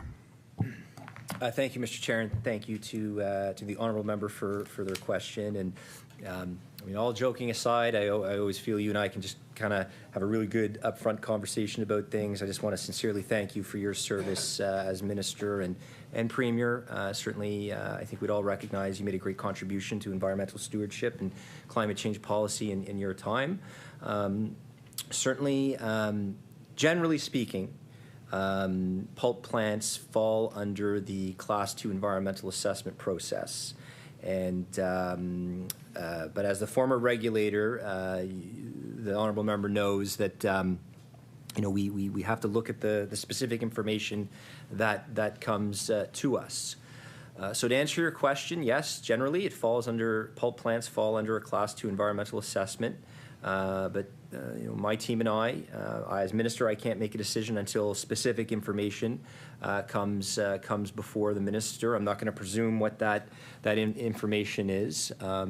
As I indicated to the NDP, I mean, we have a Supreme Court of Nova Scotia recognized, acknowledged, strong regulatory framework for Class 1 and Class 2, and we, whether it's a pulp plant that is being proposed, or a new mining sector that's emerging, or a new energy sector, this department is ready to regulate in a responsible way, in a clear way, in a robust way that protects the environment and protects human health.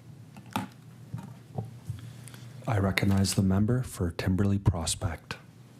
Thank you, Mr. Chair. And on the environmental assessment topic, so there's a review underway at least a year ago that there was a commitment to modify and perhaps modernize that work. How close are we to looking at a new kind of environmental assessment timeline on that? Is that going to change any of the triggers for Class 1 or Class 2, or what can the minister share?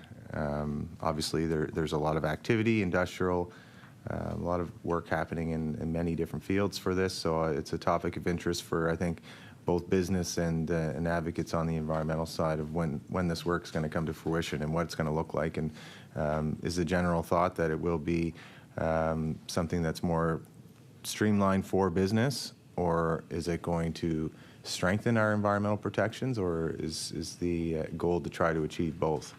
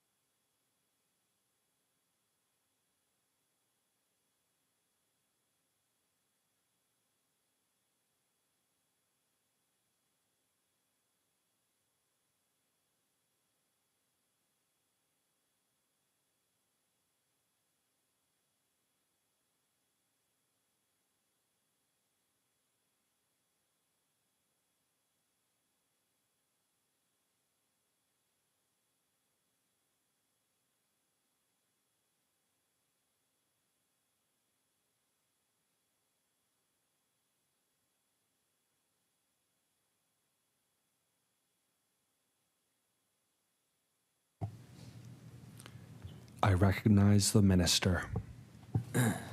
Thank you, Mr. Chair, and thank you to the honourable member for the question. And certainly, the honourable member will remember that, his time as the regulator. That we do have a strong environmental assessment process. There's no doubt about that. Certainly, that's one tool in the toolkit we utilize. As the member knows, that we also have the terms and conditions that go along with industrial approvals. Along with a very strong inspection and compliance and enforcement division spread out through the nine regional offices, and certainly the data that I've cited in terms of the amount of work that's going on, it just highlights how busy this is. So we're ready to regulate. We're regulating now. There's no vacuum that exists when it comes to a regulatory framework. The work is ongoing with EA modernization as Nova Scotia's society, economy changes and evolves.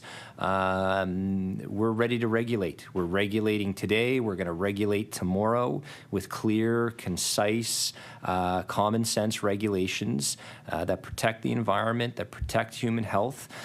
as the honourable member knows, like we subscribe to sustainable development. This is something we've had in Nova Scotia for quite some time. As the member knows, the Mi'kmaq have had this concept since time immemorial.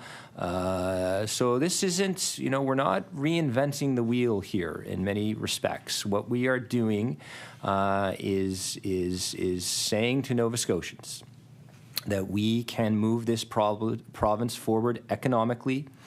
We can do it responsibly. We have the tools now to do this, along with modernizing those tools so that we're able to regulate new emerging sectors like green hydrogen. We were successful. We were the first province in the country to develop a clear regulatory pathway for the emergence of that sector. I've seen it. I've been a part of the process. I've been part of the team that developed that. And I mean, full credit to the team. I mean, the incredible work that they put in to that in the regulations for green hydrogen. So we have a proven track record of strong, clear regulations. Can we improve? Of course. The other hat I wear is service efficiency. Certainly always encouraging, this department, but all departments to modernize. I mean, if you discover you're dealing with regulations that were, they were developed in the late 80s or early 90s when people still had typewriters and a lot of people still smoked, probably a good time for you to update those regulations. And that's the key thing for a regulatory department, to never be sitting on your hands, right? You've always got to be looking at where things are going, what tools are going to be required to protect the environment and protect human health moving forward. So we have a strong framework, as the honourable member knows, having served and having sat in the chair of Minister of Environment. It's using those foundational pieces to support the ongoing expansion of clean renewable projects specifically, because the greatest way to adapt and mitigate the realities of climate change is to support the emergence of the clean energy sector, whether that's onshore wind, whether it's the emerging sector of offshore.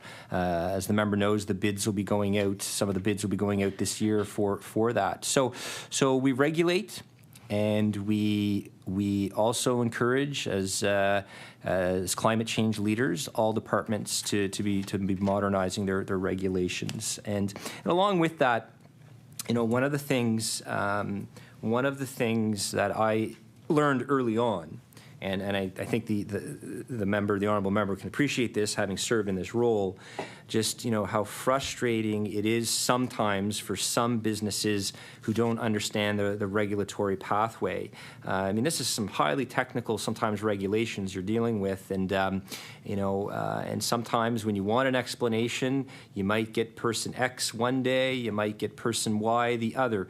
So to remedy that, not to say that it always happened, but to remedy that, we put 2 business navigators in place, and I want to thank the Office of Service Efficiency. I'm quite certain my team got the idea from Service Efficiency to create business relationship managers, to work with proponents, to build those relationships, to educate and to explain what the regulatory pathway is, to alleviate possibly some of the frustrations companies had with understanding terms and conditions of your industrial approval, or terms and conditions related to your environmental assessment approval. So I want to take the opportunity and thank our business relationship managers.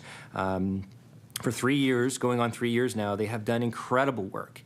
And not too long ago, I think we actually received a letter from Port Hawkesbury Paper, just indicating just how awesome it is working with our local team in Cape Breton and in Antigonish and Guysborough County. That they're doing a great job, they told me, in explaining process, explaining regulations. So very proud of the business relationship managers that help explain the regulatory process. The EA modernization, that work is ongoing, especially in a time of responsible resource development. We're, as a province, as a government, we are clearly signaling to the world we are open for business. And so many components go into that statement, and one of the key components is that of the responsible regulator, a regulator that is clear and concise in terms of what the pathways are to success, and we are always working to modernize. And certainly, this is something embedded in the culture of the government of Nova Scotia. I've known the Premier a long time, and he's often said, problem solvers in, problem stretchers out. And you sort of extrapolate that, what that means is that we're always looking for effectiveness. We're always looking for efficiencies. We're always looking to improve. We're always looking for best practice. It's such an exciting time in Nova Scotia right now. There's a real optimism. Now, certainly there's a lot of challenges, and there is fear out there. We all recognize that. But let's not forget the unbelievable potential that this province possesses socially, economically, unbelievable human resources in this province, unbelievable untapped resources that can be utilized in the clean energy transition that can help us combat climate change. And I know for my team and I at Environment and Climate Change, we're just, we feel the responsibility to regulate this ethically and responsibly, and we're up for the challenge, that's for sure. We did it with green hydrogen, and as new emerging sectors take root, we'll be ready to regulate these new emerging sectors to protect the environment, to protect human health, and we'll utilize this via sustainable prosperity, sustainable development. The honourable member for Timberley Prospect. Thank you, Mr. Chair. And with the EA changing, I don't see any other changes that are being proposed in terms of making us open for business. And certainly everyone is hearing the rhetoric around trying to, I guess, harvest more of our resources in a way that's more streamlined somehow. And obviously the Department of Environment would have to be heavily engaged on that work. So what really changes and what has changed in terms of the market conditions which do drive this stuff internationally? I've sat at the same seat that the minister has been in, and there really wasn't a lot of interest in high volume hydraulic fracturing. There was a ban that was passed, not proclaimed, so there actually is no legal ban, but that legislation was really requiring community consultation if there was, and the Premier at the time, Premier McNeil, was actually pretty clear that if there was a community that was for it, that we were open to the conversation. And that's what I'm trying to figure out is what is the minister aware of that has changed in the market that all of a sudden there is this, to quote the Premier now, that there is this richness of this natural resource that we could all of a sudden get tens of billions of dollars of difference to our economy. And I note that the minister has omitted that part. He's talked about renewable energy in his answers. But what is the department going to actually change to make it more acceptable for investors to look at a resource that, Dr. Wheeler and others that looked very closely at this, that it's actually unknown, from my understanding, what the value is, and certainly doesn't seem like a short-term economic benefit. But from a regulatory perspective, what is the department looking at? And because you are the regulator, what are the potential environmental impacts of looking at high-volume hydraulic fracturing in shale? Because we're talking about gas and shale. Like coal bed methane, that's all legal now. There's all things that companies could have actually looked at and invested capital in and chose not to. I'm of the belief from the literature that this is primarily market-driven, and there's not really a regulatory environment that prohibits mineral development or natural gas development in the province. It's just that we are not the panacea. We are not Saskatchewan. We are not some of these other places that have an abundance of this. And so maybe the minister can comment on what's changing in the regulatory environment to create this boom that the government is proposing.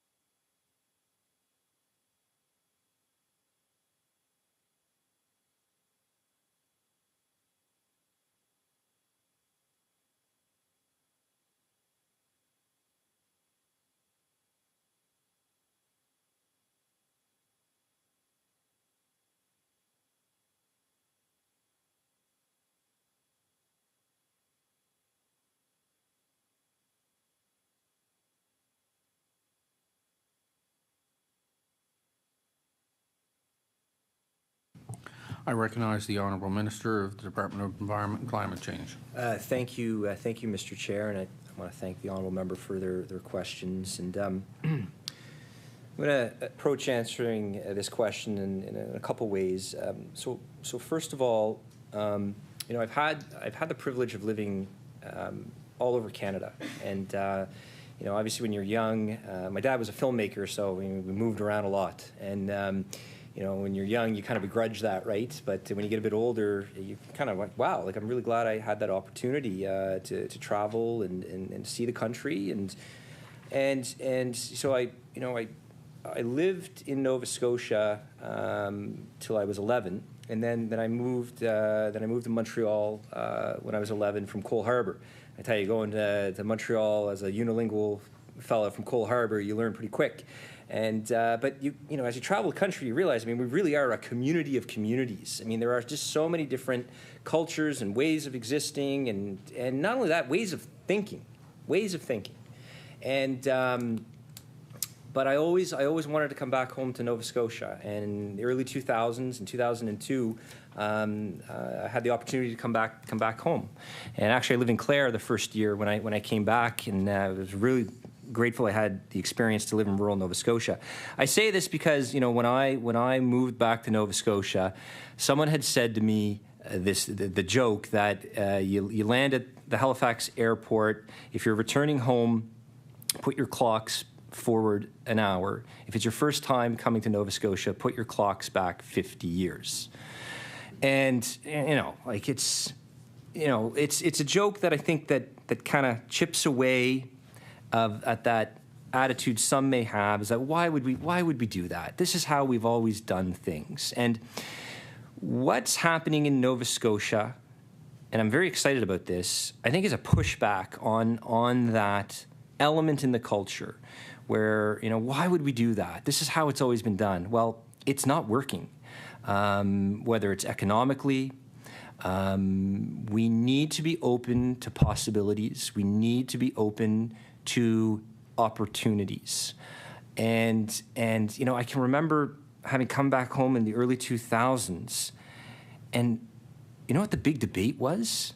I remember people in Nova Scotia were pulling their hair out at the time over this, and at the time I could say that because I had hair. Sunday shopping. We were trying to figure out whether or not we should have Sunday shopping in Nova Scotia, and I can remember big debates on that. And well, here we are 20 plus years later, the sky didn't fall. We have Sunday shopping. Change is never easy, and that's where leadership comes in, reminding Nova Scotians that we are more than capable to do this responsibly, ethically, and safely. At the time of Confederation, Nova Scotia had the largest GDP out of all the original provinces in Confederation, the strongest economy. And certainly, we punched above our weight at that time of Confederation. But somewhere along the way, economically, we lost that. And it's probably because of the brain drain. The biggest export from Nova Scotia historically has been its people. The Premier said that is going to stop. So I realize that's a little abstract, but it is a mentality. We have to change the way in which we think. And the Premier has been very clear in an assertive way that he wants to move this province forward responsibly. We are ranked 60 out of 60 in North American jurisdictions for our GDP, for our wealth creation. I know the honourable member's a father. I mean, we want the best opportunities for our kids moving forward, and we know that in Nova Scotia, in any jurisdiction, that the best way to move a jurisdiction forward is via sustainable development. That we build up the economy responsibly, and we do it in a way that protects the environment and preserves the things we've all come to cherish. And we owe it to each other to look at this and to have a discussion on this and to move on this and to not drag our feet any longer on responsible resource development. We have everything in this province, everything, to become an economic powerhouse and confederation once again. We have everything in this province to emerge as a clean, renewable powerhouse globally. And the Premier has set this vision. Now it's up to the ministers and senior staff in government to execute on this vision. And certainly, I can tell you on the regulatory side, we're ready. When green hydrogen emerged as a sector that this government wanted to support, we developed the regulations. We moved quickly. As new sectors emerge, we're going to be able to regulate that, whether it's small nuclear, whether it's natural gas development, whether it's critical minerals. I'm confident in this team that we will have, just like we have now for other sectors, the regulatory framework in place. So these are big discussions we're having. These are important discussions. These are discussions on resource development. I think that this province, quite frankly, has been ready for quite some time to have, and I commend the Premier for his leadership and vision to develop this. And our team at Environment, we're ready to regulate.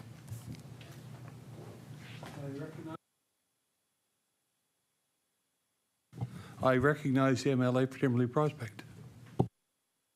Thank you, Mr. Chair, and you're the third chair so far since I've been here. So every time I look over, there's somebody different there. But I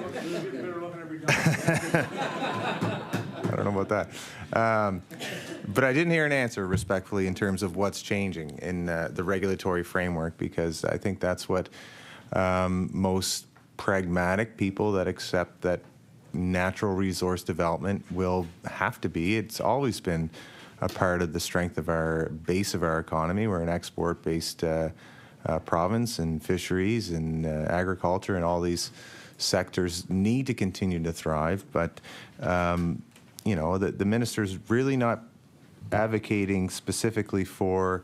I'm not hearing hydraulic fracturing in his answer, and I know he's talking about the potential of green hydrogen, which I'm very skeptical of. I don't have any problem saying that on record, that I'm skeptical of that coming to fruition as a big economic powerhouse in our province. But what I'm trying to get at is that, this is not a new government, and it shouldn't be something to boast about or use as the government's advantage that we are the lowest economic growth jurisdiction in North America when they've been in government for over 3 years.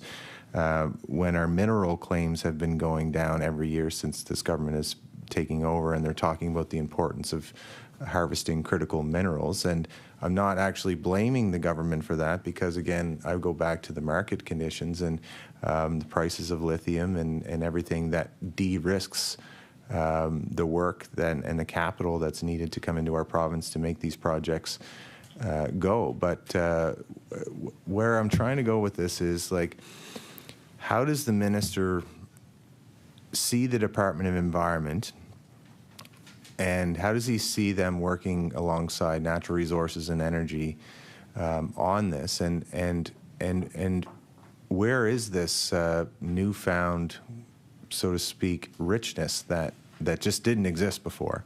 Where is this quantified? Maybe he can actually mention a project or a number of projects that have been held back by previous regulations, and that somehow regulations are going to change, and there's going to be a windfall of revenue coming through the province to solve all the needs of the province that we've had, and go back to 1867, I guess, is the reference point that the minister is mentioning. I mean, the reason why we're not a rich nation and when we joined Confederation is because the Central Canada policies around subsidizing Central Canada, around the Autopac deal in Ontario, around getting ready for the wars and making sure that ammunitions were built in Central Canada and all the rest. So that's just a separate issue. About what we're looking at today, though, is like Department of Environment set estimates. They're changing the EA. What else are they changing to facilitate this economic boom that somehow was not possible under the previous government that was somehow holding back economic growth because we have, I guess we have this natural resource under the ground in the form of natural gas that was mentioned, in the form of minerals, and in the form of green hydrogen. You're the regulator. You've said that, Minister. So what are you changing to unlock that potential?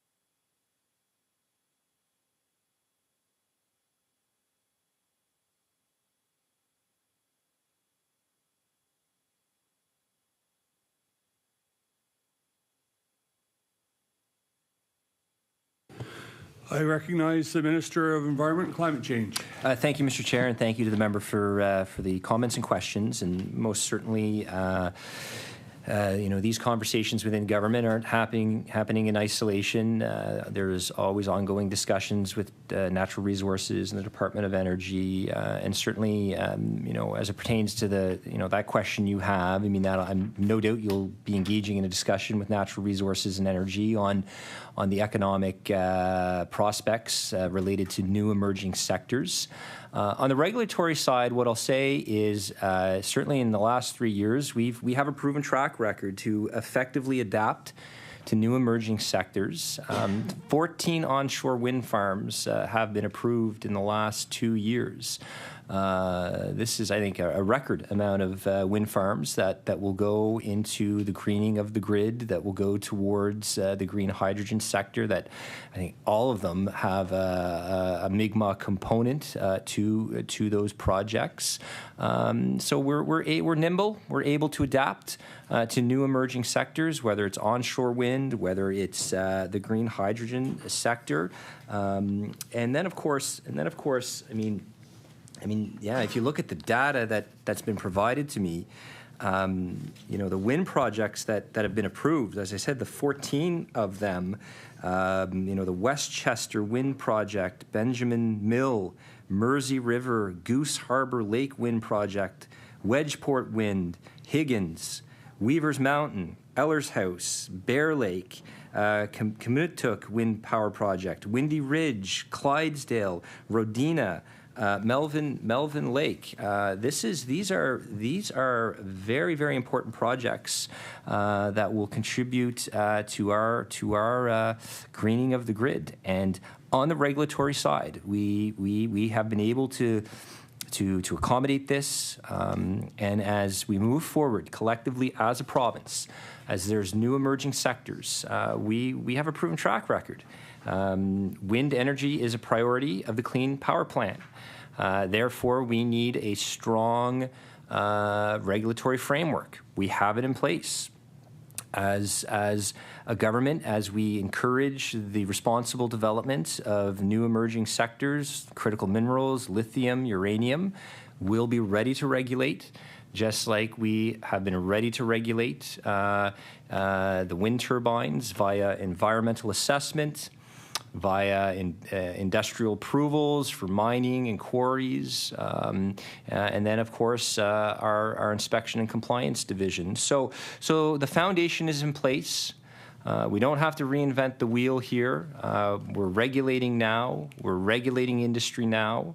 And it's exciting when you think about it as a Nova Scotian that we have entered now an era where we are going to focus very much on responsible resource development. And look, we have to. I mean, the other hat I wear in government is chair of the Treasury Board. And certainly knowing that we have, and rightly so, cut taxes, $500 million in taxes, the biggest tax cut in the history of the province. And Nova Scotians are going to benefit enormously from that. But now we also have to look at the other end of that spectrum, resource development, the focus on good jobs, jobs that pay well. We know that a good paying job is the best antidote to many of some of the challenges that we have in society. And the role of the regulator, as we move forward, will continue to be the steward of the process, making sure as sectors emerge, we have the process in place. And we'll pivot, adapt, modernize as needed. And I'm confident in the regulatory framework as we move forward together as Nova Scotians to develop our resources responsibly and ethically. I recognize the MLA for Timberley Prospect. Okay, thank you, Mr. Chair.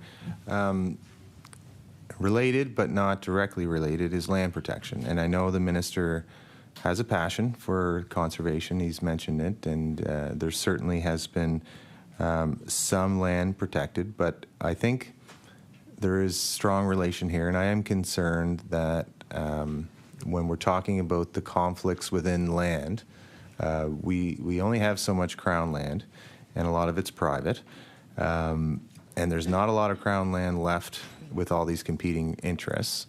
But there is a legislative target. The minister answered these questions in the House. But over the last number of years that the minister has been minister, there's only been, and he quantified this in his intro, 24,000 hectares. Sounds like a big number, but it's less than 1%.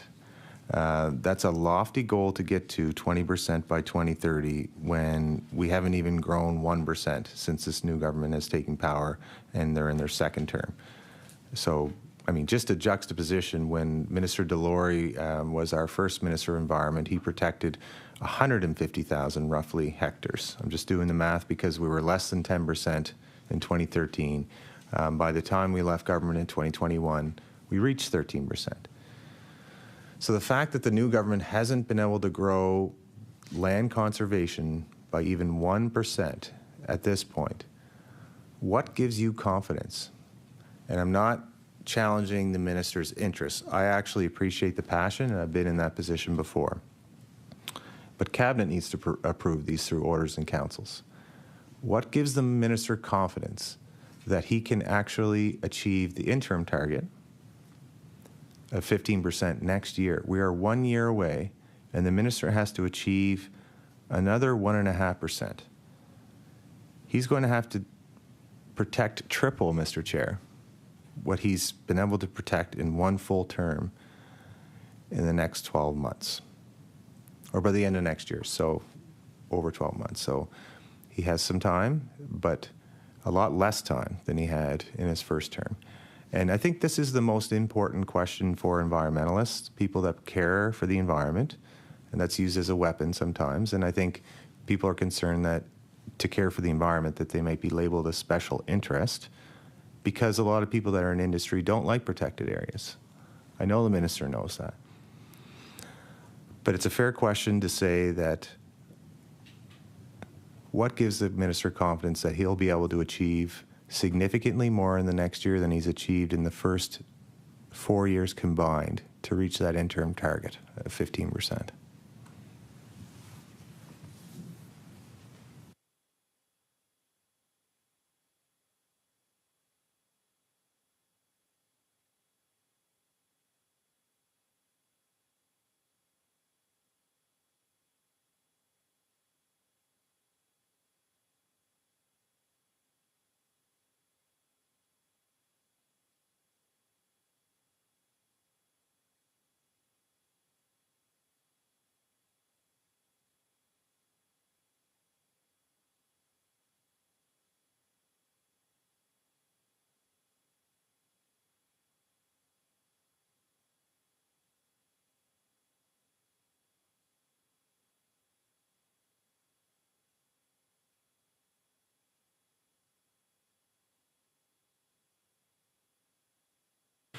I recognize the Minister of Environment and Climate Change. Thank you, Mr. Chair, and thank you for the question and comments. Certainly, as I indicated to the NDP caucus, this is an issue that I know Nova Scotians are very passionate about. The former minister knows just how passionate Nova Scotians are about this, and rightly so. I mean, there's nothing greater for your mental health or your spiritual well-being than being out in nature. I think we'd all acknowledge that, the enormous health benefits, and that's probably a contributing factor why Nova Scotians, I believe overwhelmingly, very much are proponents of land and water conservation, and it's one of the greatest things if you want to actively get involved and work to benefit your community. Getting involved in your local land and water conservation organization is an absolutely key thing.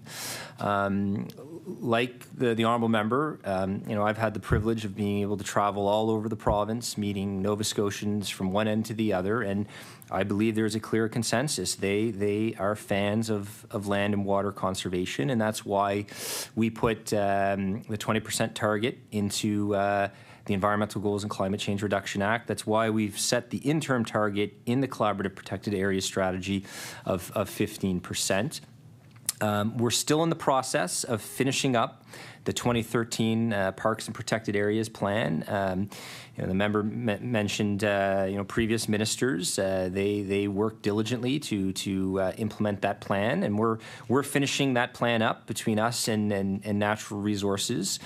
We have all the tools in place to I believe, achieve these targets because they matter to Nova Scotians.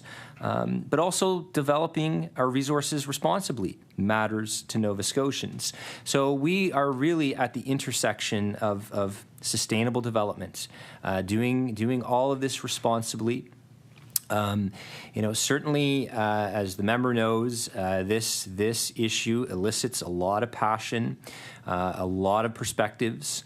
You look at two, for example, like Owl's Head or Archibald Lake, just the amount of passion people have on these issues and the amount of work that goes into this. And it's, there's so many different agencies and organizations involved in land and water conservation. It's just not about government. It really isn't. I mean, government is one entity in all of this that's important, but it's also organizations. It's also organizations like the Crown Share Legacy Trust, which in 2022 our government provided $20 million, the first investment in the Crown Share Legacy Trust in years, to help the Nova Scotia Nature Conservancy to work towards this target. So government of Nova Scotia is one component in this, a very important component, but we also have our partners with the Mi'kmaq, working towards Indigenous protected conservation areas. Signing the co-governance agreement with the Mi'kmaq 2 years ago, with at the time the Minister of Elder Affairs, Carla McFarlane, was probably I'll be blunt, probably one of the happiest professional moments I ever had. Like, that was such a profoundly spiritual experience to be able to sign that co-governance agreement for an IPCA with our Mi'kmaq partners. So look, we have the tools, we have the strategy. Is it going to be challenging? Yes. It is. It will be challenging. There's a lot of competing interests in this province. We all recognize that. As minister, I remain committed to working with my team and working with our partners to get to these interim goals. And I have a great respect for all those conservation organizations. They put a lot of work into that. And look, I'd argue we've made lots of progress. Do we want to do more faster? Of course we do, on so many different files. But these goals are achievable. We have a laser focus on that 15% target by the end of 2026, and we'll continue to work with our partners. And bottom line, we can't do this work alone. Land and water conservation requires partnership with the organizations that I've cited. It requires partnership with the federal government. And I have to say, having attended, and like yourself, many federal provincial meetings, I'd say Nova Scotia is doing pretty darn good in Canada on land and water conservation. There are some jurisdictions in this country that don't really even want to entertain this discussion. We are seen as a strong partner in Canada with the federal government for nature conservation, and our work thus far has legitimacy, so much legitimacy that the federal government signed a nature agreement with Nova Scotia 2 years ago with a $28.5 million top-up to help us conserve more land. And why is that? It is because we have signaled over the last number of years our level of seriousness for land and water conservation through our actions, through putting in place a collaborative protected areas strategy, by giving $20 million, granting $20 million to the Crown Share Legacy Trust. Those actions give you the legitimacy and the street cred on this file. So I'm confident that we can continue to move the needle on this for so many reasons. It matters to Nova Scotians, land and water conservation. And these things aren't mutually exclusive, right? Like, we don't want to see these things in silos. Land and water conservation and economic development. We're a province, under legislation that is committed to sustainable development. We can do all these things responsibly. We can do it in a balanced way. Will there be challenges? Yes. But there's also opportunities. And I feel we still have momentum on this. We will continue to have momentum on this. And under my leadership at Environment, we'll continue to pursue this assertively, work with our partners, because we have the tools in place. We have it in place, the Collaborative Protected Areas Strategy, the Canada-Nova Scotia Nature Agreement, working with our conservation partners throughout the province. And I'm confident we can get there. It'll be challenging, but we can get there. I recognize the MLA for Timberley Prospect with about 13 minutes left. Thank you, Mr. Chair. And I realize there is some funding available. The previous government worked on that same agreement with the federal government. But $25 million really isn't a significant amount that you can spend to protect the amount of acreages that will reach your targets that are legislated, respectfully. I'd like to ask the minister, what sites are actually being considered to get to that goal currently, and who is he actually collaborating with since the announcement of December 2023 with the interim target in mind, and how is that evolving since that announcement was made? Which partners are involved with looking at those sites? And I say that because the partners that have been involved in the past are concerned that there's still dozens of sites left over from the previous plan that predates even the previous government of the Parks and Protected Areas plan that are still sitting there. And I recognize there's challenges with some of those, and some of them are actually ended up being in private land and things like that. And there's reasons why they're not protected, but people are just eager to be part of the solution of how to get to 20% by 2030. And just given the track record, and I understand historically, and when you compare it to other provinces, we do punch above our weight in terms of our conservation. But given the new developments, pardon the pun, but the letter saying that we're going to start fracking, we're going to start exploiting more mineral interests in areas. There's only so much land in Nova Scotia, and there are concerns around access to public land. There's only so much public land to go around. We have certain forestry agreements on that land as well, and for good reason. We need to balance these interests. The minister spoke to that in a good way, I think. I think he's earnest in what he's trying to do, but he is the regulator, and I've been in that seat, and I'm actually trying to help him because I've been to cabinet before, and not everyone agrees about conserving land. And I appreciate the minister's work in protecting Ingram River and other areas of interest. So I know that he has a good heart in this area, but protecting less than 1% so far, I would say, is inadequate, and evidence that there's a challenge to get to the targets that are the 2030 target. Certainly, that's legislated. I remember back in 2021, I wouldn't commit to 20%. I was saying that there's no way we're getting there, just based on what I knew, that the forestry industry needed. And so 17% was truthfully, is what I thought we could achieve by 2030. And I think that even more so now, given that everything that's happening. So he will be pressed, the minister, more and more so as we get to 2026 and towards the end of this year, 2025. If there's no progress. So what are the sites that he's looking at now? What are the sites before cabinet to protect, and who has he been collaborating with?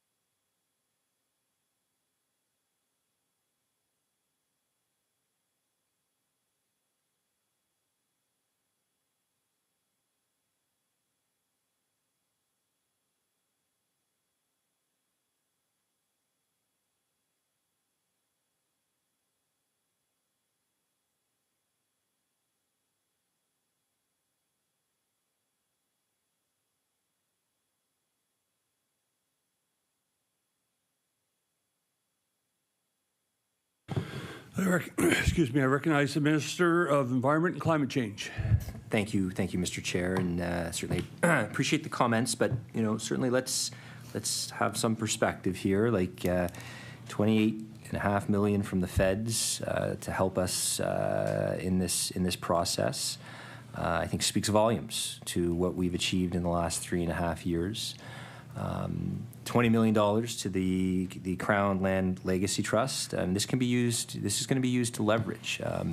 That is the first investment in that legacy trust in a long time. I'm very pleased with our government with that investment. So these things signal to our partners confidence that we remain committed. We work hard every day to achieve these targets, because, as I've said, it matters to Nova Scotians. I know for Nova Scotians, this is an issue that they are very, very passionate about.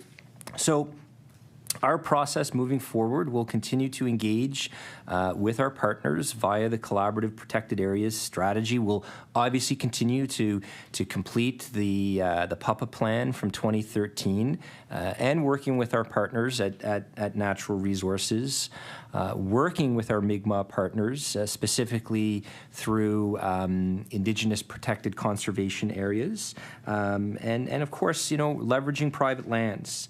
And that $20 million to the Crown Land Legacy Trust is going to be very important in the leveraging of that. So this was something, I know when I was at COP in Montreal, I think it was almost 3 years ago now, this was something a lot of jurisdictions were talking about all over the world for land and water conservation and the protection of biodiversity. How do we work together with partners? And so these conversations are ongoing. I'm pleased with what we've achieved thus far. We're going to continue to work hard every day to get to that 15% conservation target by the end of 2026. And our partners can be assured that whether it's my department or Natural Resources, we'll continue to work together to preserve more land and water for the next generation. I recognize the MLA for Timberley Prospect with 5 minutes, 40 seconds. Thank you, Mr. Chair. And the question is, who are you working with in terms of stakeholders on choosing the sites to get to there, since that plan was announced?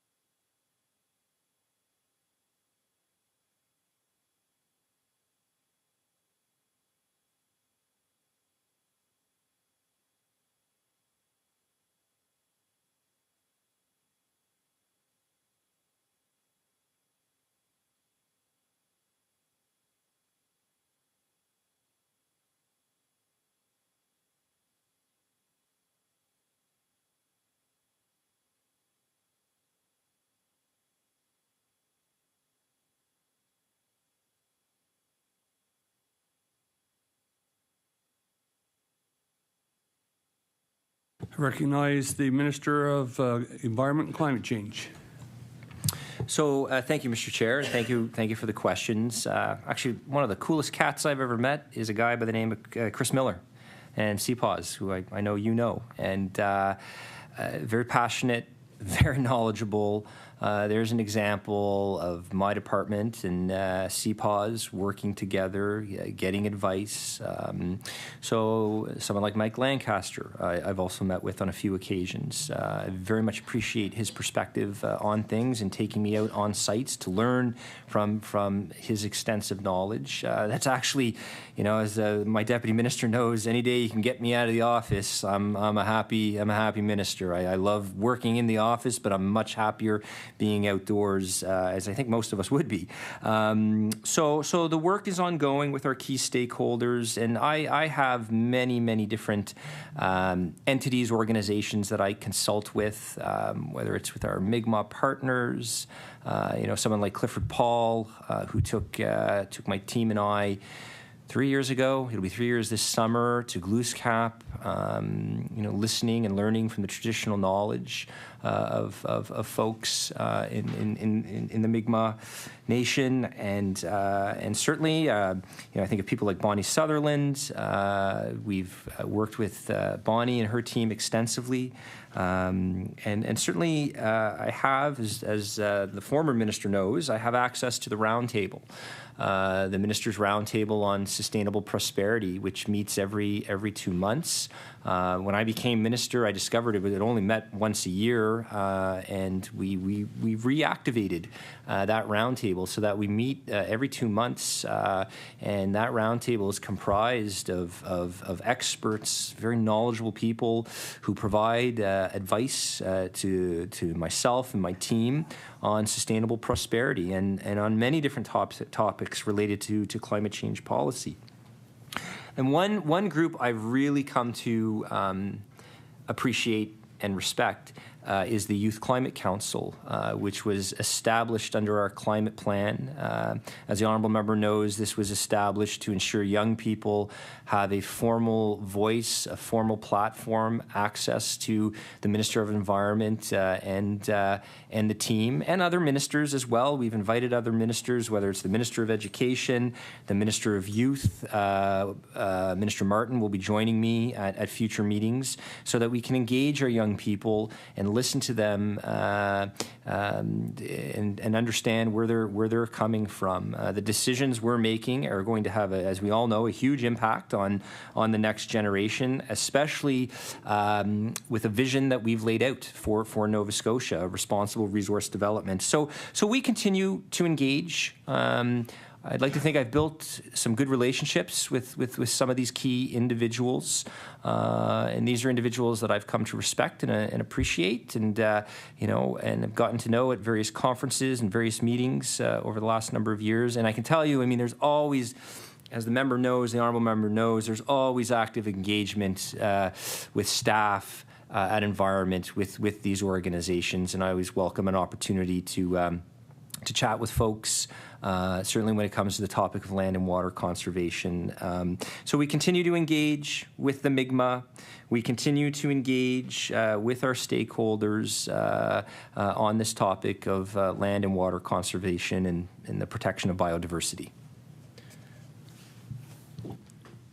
30 seconds.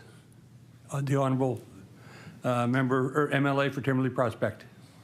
Are you going to keep OBPS if the federal government changes?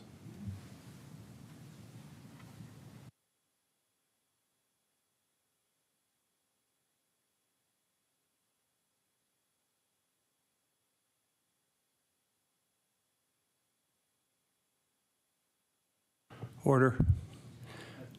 Mr. Chair, could I get just a 2-minute bathroom break? Absolutely. I was just going to suggest we take a quick recess. All right. Thank you. Mr. Chair.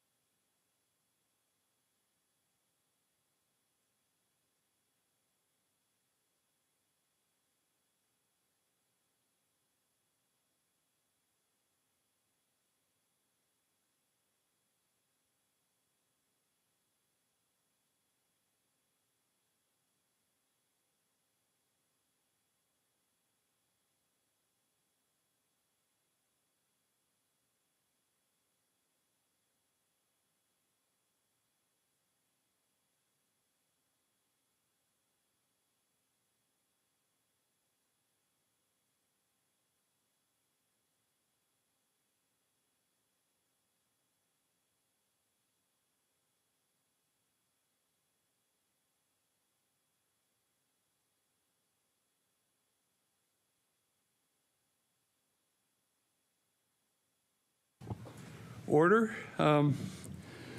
I recognize the Honourable MLA for Halifax Citadel Sable Island. I recognize, sorry. All right, thank you.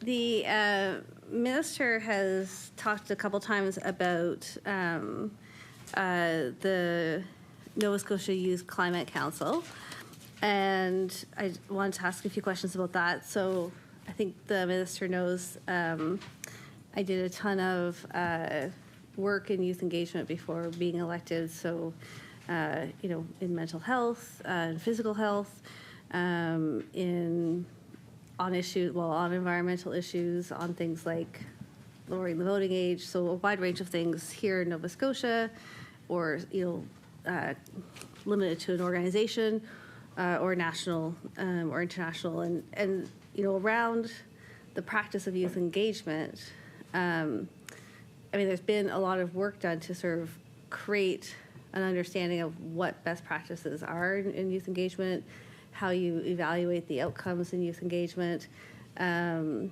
know, sort of developing like models or prototypes of youth engagement, really trying to avoid, well, not only trying to avoid, but one of the benefits of that is avoiding, you know, exploitation or tokenism.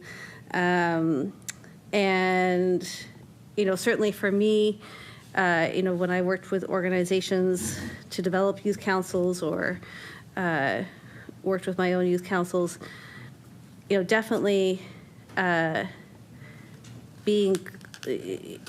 just making sure that the partners that you're working with or the questions that you're considering, that you take a sort of a very legitimate and intentional approach to what is possible, what's get measured, and that's done hand in hand with young people.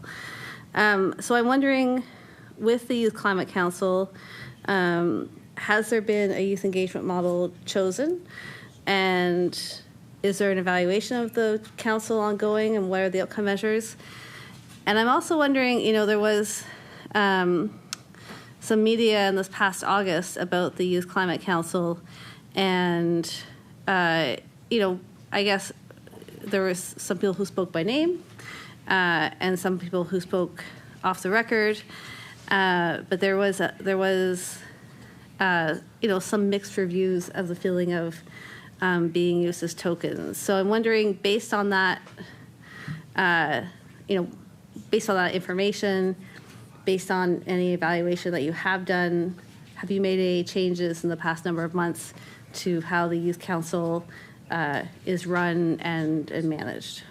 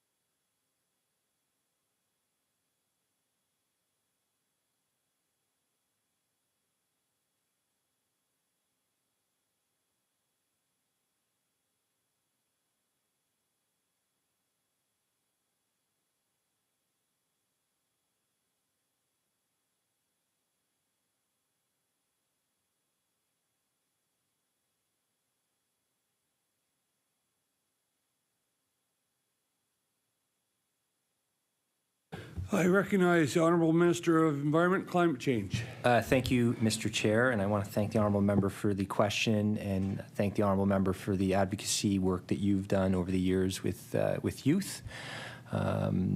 Certainly, I'm very proud of our young Nova Scotians. Seems like a previous life, but working with youth was my professional life for 15 years.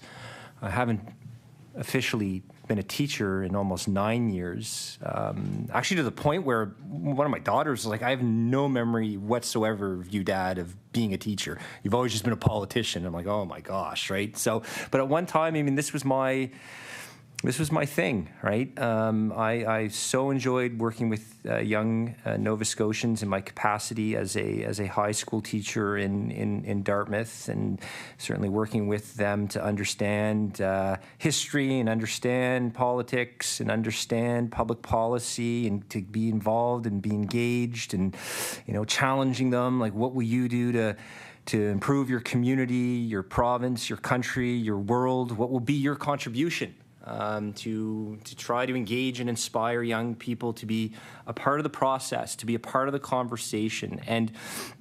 And certainly all those years teaching in Dartmouth in a classroom at Woodlawn High School, I saw it. I saw firsthand what we know is climate anxiety.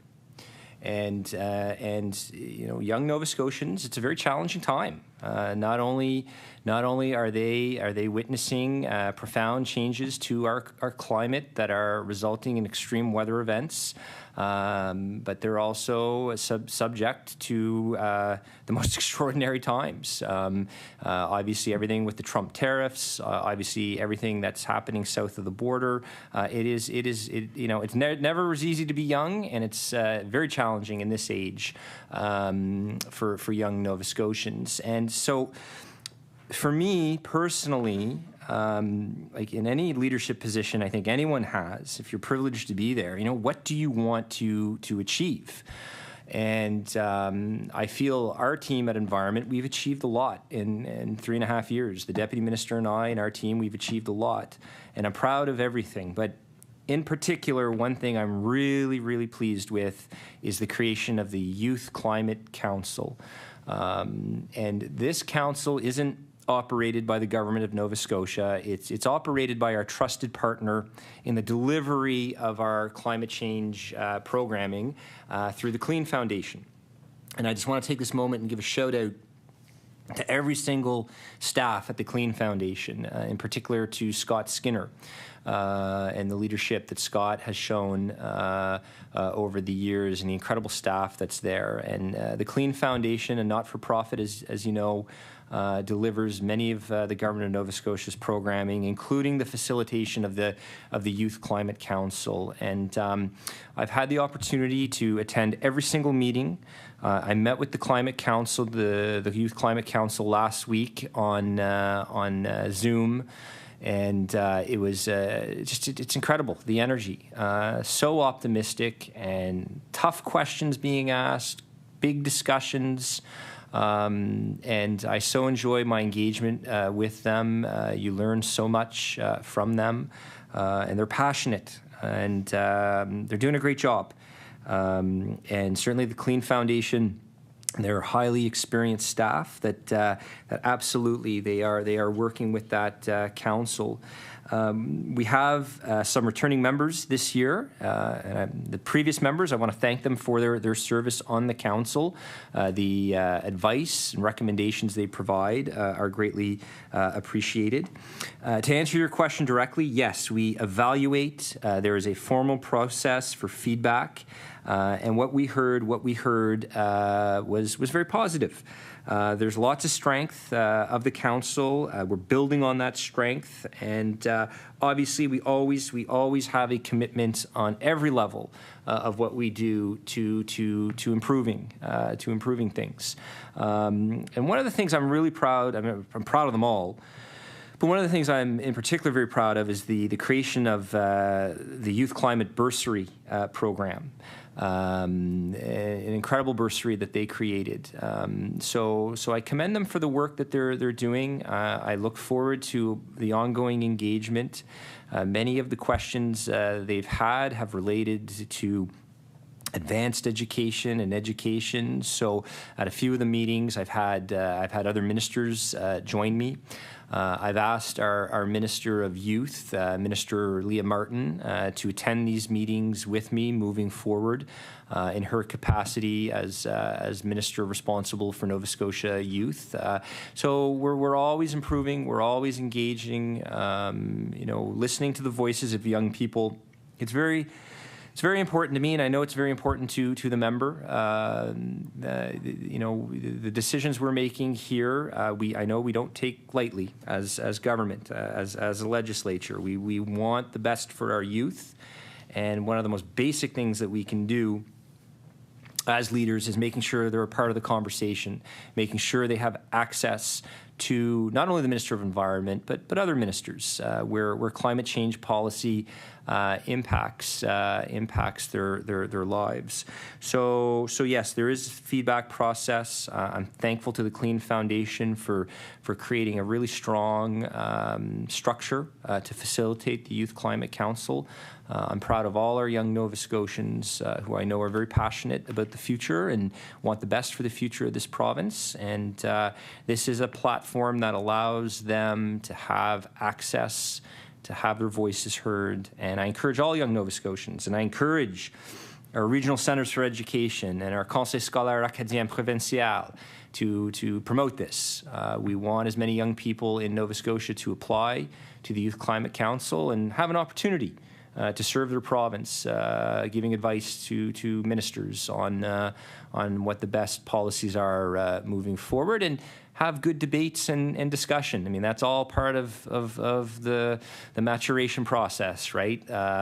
Learning how to debate, learning how to engage on the issues respectfully, and all these things I know are being practiced with the Youth Climate Council. I'm very, very proud of all of them who serve on that council. Thank you, Mr. Chair.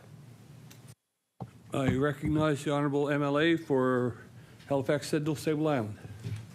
The minister mentioned the development of a guide to erosion and sedimentation, and I'm wondering what has been the historical compliancy rate with that regulations, and I'm wondering how to measure what the impact of the guide would be. So do we know what the sort of rate of compliance, rate of issues, like what's the measurement? And then what's the goal with the new guide?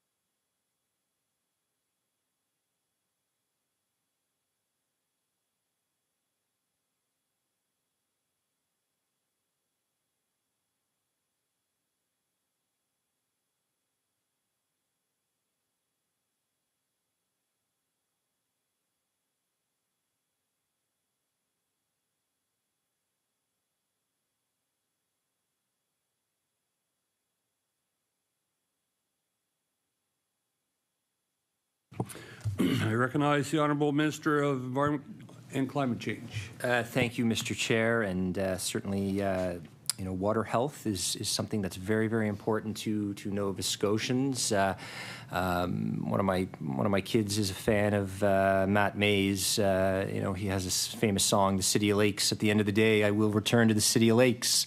That's an area that I represent in the legislature. So I know how important the health of our lakes are and our water quality. It matters to residents, and it is disturbing. It's frightening when you see, a sedimentation event happen in one of our water bodies and one of our lakes throughout Nova Scotia. And certainly, as a rookie MLA in 2017, 2018, I can remember, being called out to a site, to a property, went and met with the residents and seeing, what was happening at that lake. And certainly, it gets the attention of folks. So we want to make sure we have the regulatory clarity in place. What we've done with the Guide to Developing Erosion and Sedimentation Control Plans is we've worked with our staff, we've worked with industry to have a clear, consistent control plan for the province, so that at this time of unprecedented construction, proponents, companies know what's required to prevent a sedimentation event. And we're always looking to modernize guidelines and rules. So these are guidelines and rules for staff to utilize with respect to inspection and compliance, making sure a construction site, for example, what steps need to be taken to prevent a sedimentation event. And all of this is being done in the context, of course, of extreme weather events. We're seeing more and more intense rains. We know all of this is going to get more impactful for Nova Scotia we know this scientifically through the risk assessment. So it's always making sure our regulations, our rules, keep pace with the times in which we're in. It's really important to me as minister that our 9 regional offices have a consistent application of sedimentation controls, and that's what you have here. And industry was very pleased. A lot of consultation went into this. They were very pleased with this consistent application.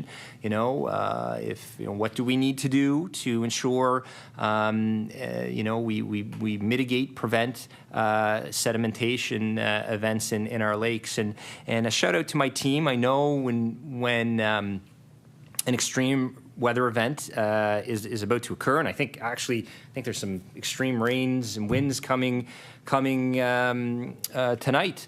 I know often our team will take the proactive step of calling companies in advance and reminding them to shore up their mitigations to ensure that with extreme rain events that we don't get these sedimentation events taking place. So this is, to me, is an example of regulatory modernization, working with industry, working with stakeholders, hearing what they need, what clarity they require. This is a real positive, this erosion and sedimentation control plan. And Mr. Chair, as I indicated, in the development of this, we consulted with industry, we heard their feedback. In terms of the application of this, as I've indicated, the guide provides clarity to our staff on the ground, provides clarity to industry, and we worked with industry to develop this. So we know at construction sites, it's prone to erosion, and companies that are putting up new buildings, building new subdivisions.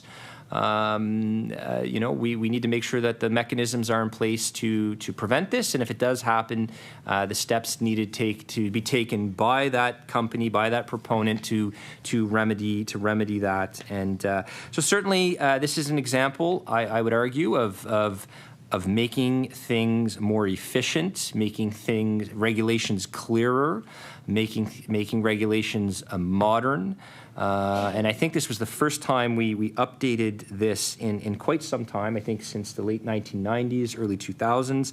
So there's my team knows where there's an opportunity to modernize, to make better.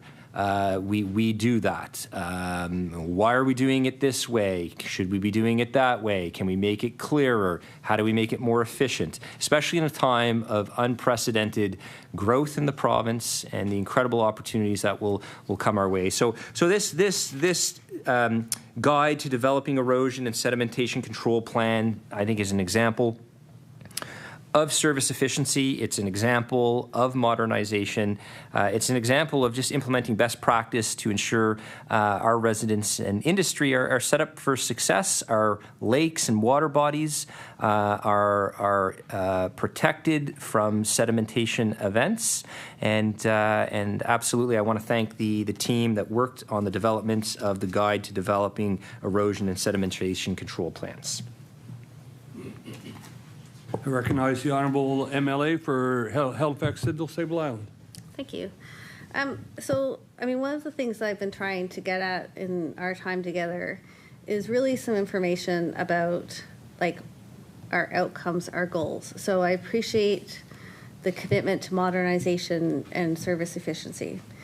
But I guess what I would say is, like, at a certain point, you know, talk is cheap.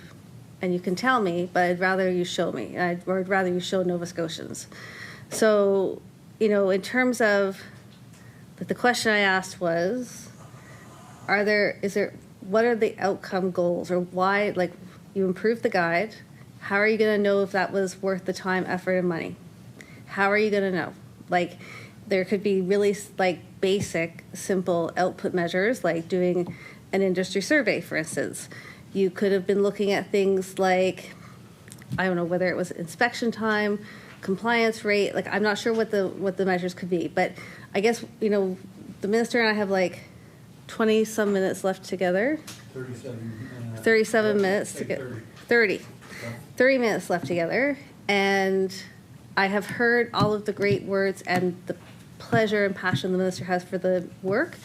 What I would really love to hear now, if I could get maybe through some quick questions more quickly, and just really focus on, like, measurement.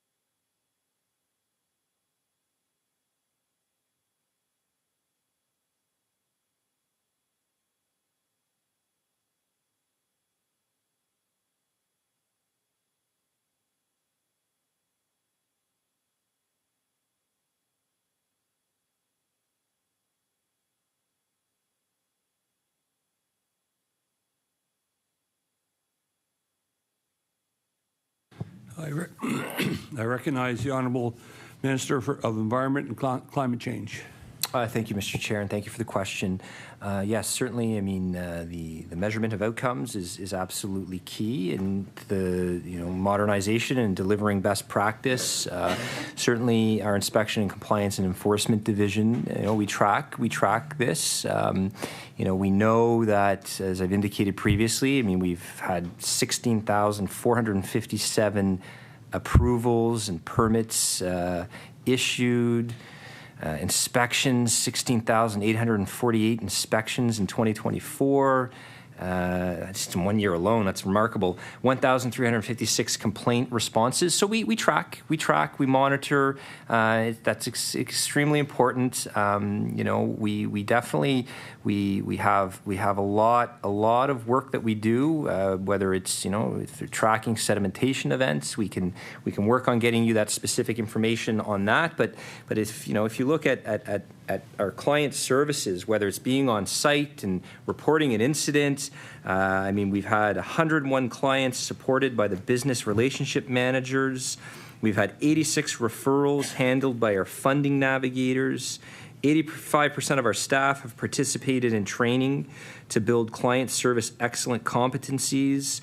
We've had 468 client requests and 1,437 web inquiries in 2024. And 98% of all our environmental registry and routine access requests have met their timelines. So yeah, we track and we monitor the specifics to your question related to sedimentation events. You know, how many, how much are we on the site? We'll look into that for you. That specific quantitative data for that. You mentioned the member mentions, you know, action plans. I mean, we've got plans, and we are demonstrating strong climate action. As I've often said, I mean, we're the only province in the country that has its environmental goals and climate change policies embedded in legislation. We are moving aggressively to transform how we produce and use energy, so much so that by 2028, 2029, Department of Energy, Natural Resources, we believe we're going to be at 78% renewable energy, well ahead of our targets. You know, 14 onshore wind farms that have been approved in the last 2 years to help us with the clean renewable transition, and many of these projects are in, you know, various early stages of their development, but once operational is going to deliver clean, affordable, renewable power to Nova Scotians. That's climate action.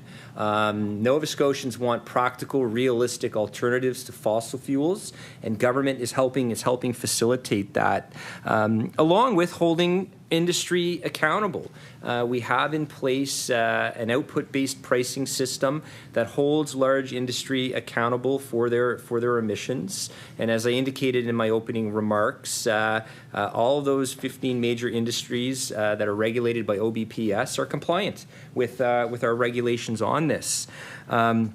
We currently have 7,000 electric vehicles registered in the province. That's up from 4,500 in the spring of 2024. I mean, the tracking of this is more the scope of Department of Natural Resources, but I'm very proud of that. Obviously, we still have a long way to go with the infrastructure for electric vehicles, but electric vehicles are not the magic wand solution to climate change. They're one tool, one component we can use to make our contribution to a more clean, renewable future.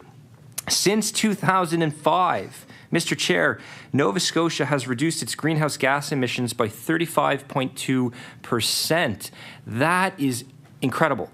That is incredible. Over a 20-year period of time, a significant reduction in greenhouse gas emissions, and we're going to continue. We're going to continue on that path because we have the legislated target in the Environmental Goals of Climate Change Reduction Act of 53% reduction below 2005 levels. So this is significant.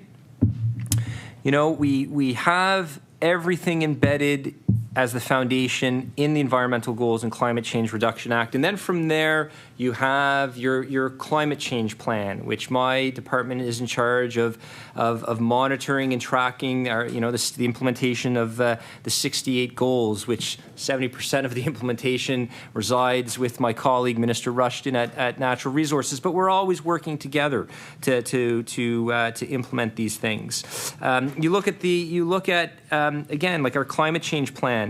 I mean, community solar program was announced in March of 2024. That's a budget investment. Electrify Nova Scotia rebate program for medium and heavy duty zero emission vehicles launched in April of 2024. Advancing Clean Technologies program. That's a budget investment. we are making tangible and showing tangible results, and we are taking action. We have the foundational pieces in place.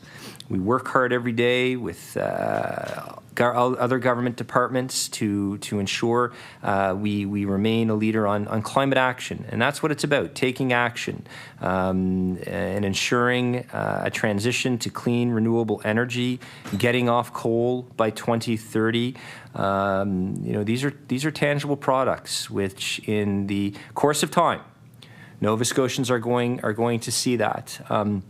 In January, I had the opportunity to travel to Mulgrave and just see the site and where the wind turbines are going to go. And this will be going into the grid, in the greening of our grid. It is going to significantly help this province in the transition. And just seeing how it all works together, right? The investment government made in the infrastructure and putting in a new bridge in Mulgrave to ensure that we're able to transport these turbines up on site. It renews your faith that we are adapting to the realities of climate change, that we are actively engaging in the clean, renewable transition. So we are taking action. We have the plans in place to protect Nova Scotians from climate change. One of the things I know the Premier is very proud of, and all the ministers and government MLAs are, is the creation of the Nova Scotia Guard. This is essentially a climate change response team, an emergency response team that will be efficient, that will be coordinated, that will work with our local ground search and rescues to support Nova Scotians during a time of extreme weather events. We didn't have that before. It's an example where government has adapted, and I certainly want to thank the Deputy Minister and Minister over at Emergency Management. They're doing incredible work. So we don't see these things in isolation. EGCRA, the Environmental Goals and Climate Change Reduction Act, our Clean Power Plan, Green Hydrogen Plan, Clean Energy Plan, our Collaborative Protected Areas Strategy, our Coastal Protection Action Plan, all of this is working in tandem to ensure Nova Scotians are protected from the realities of climate change. So in conclusion to this question, yes, we certainly track the metrics, the specific metrics on sedimentation events. We're going to look into that for you. We don't have that information on hand right now, but we do have a plan. We have strong plans that are legislated, strong plans embedded in departments at energy, environment and climate change, natural resources, and all of this is working together, along with a fully funded climate change plan, our first climate change plan since 2009. And of course, the work to renew these things is ongoing. We have commitments in EGCRA to renew the climate change plan, to put out a new risk assessment over the next couple of years, and making sure the data is up to date and that we're aware of that up-to-date data so that we can make the most informed and best public policy decisions for Nova Scotians. I recognize the Honourable MLA for Halifax Citadel Sable Island. Thank you. The Minister and I have had a chance to discuss the revised guidance provided under Nova Scotia's wetlands conservation policy. And I'm wondering how many wetland alterations have been applied for and processed since April 1st, 2024.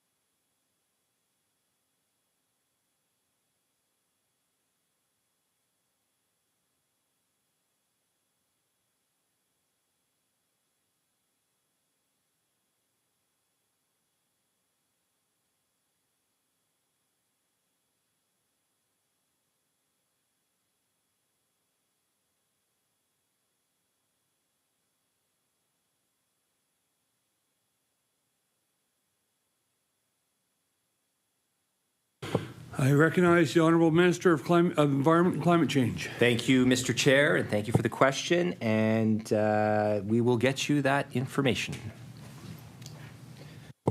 I recognize the Honourable MLA for Halifax, Sidney, Sable Island.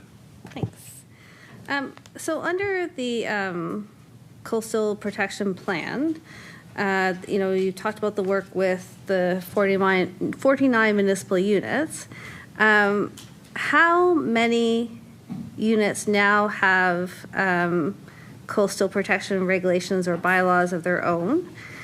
And how many does the department expect to support this coming year to develop their own regulations and bylaws?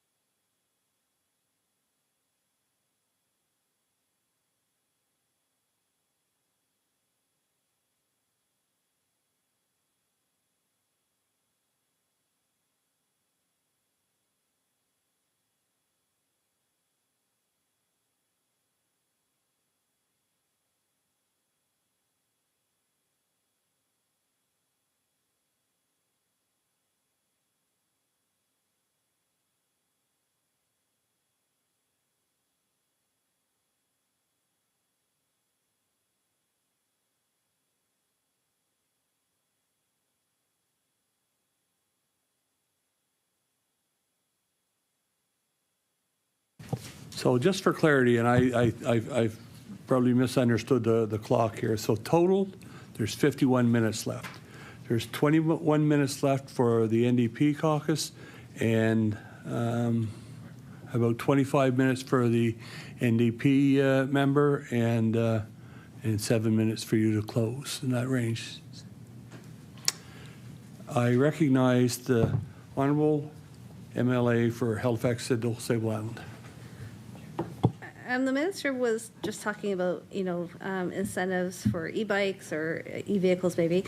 I wanted to ask about what is the department doing to increase the the EV car infrastructure in Nova Scotia, and also encouraging the uses of e-bikes and e-scooters.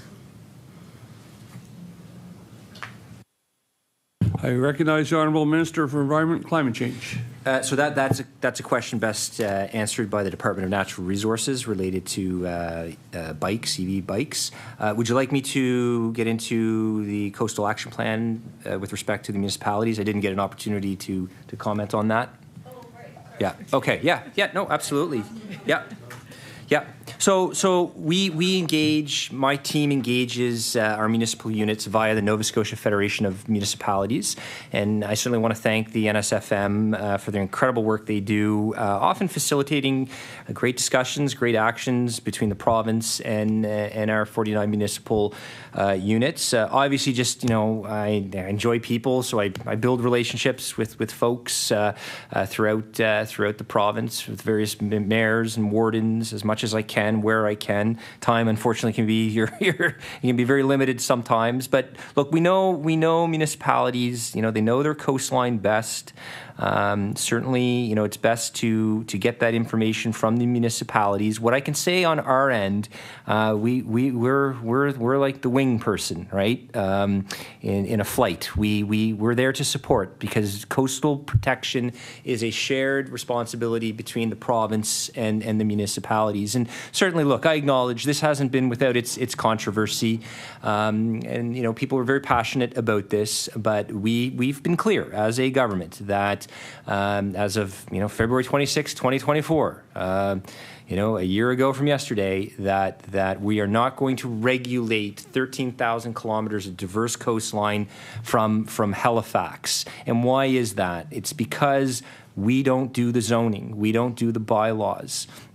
But we do recognize that it is a shared responsibility, and that's why we've put in place. A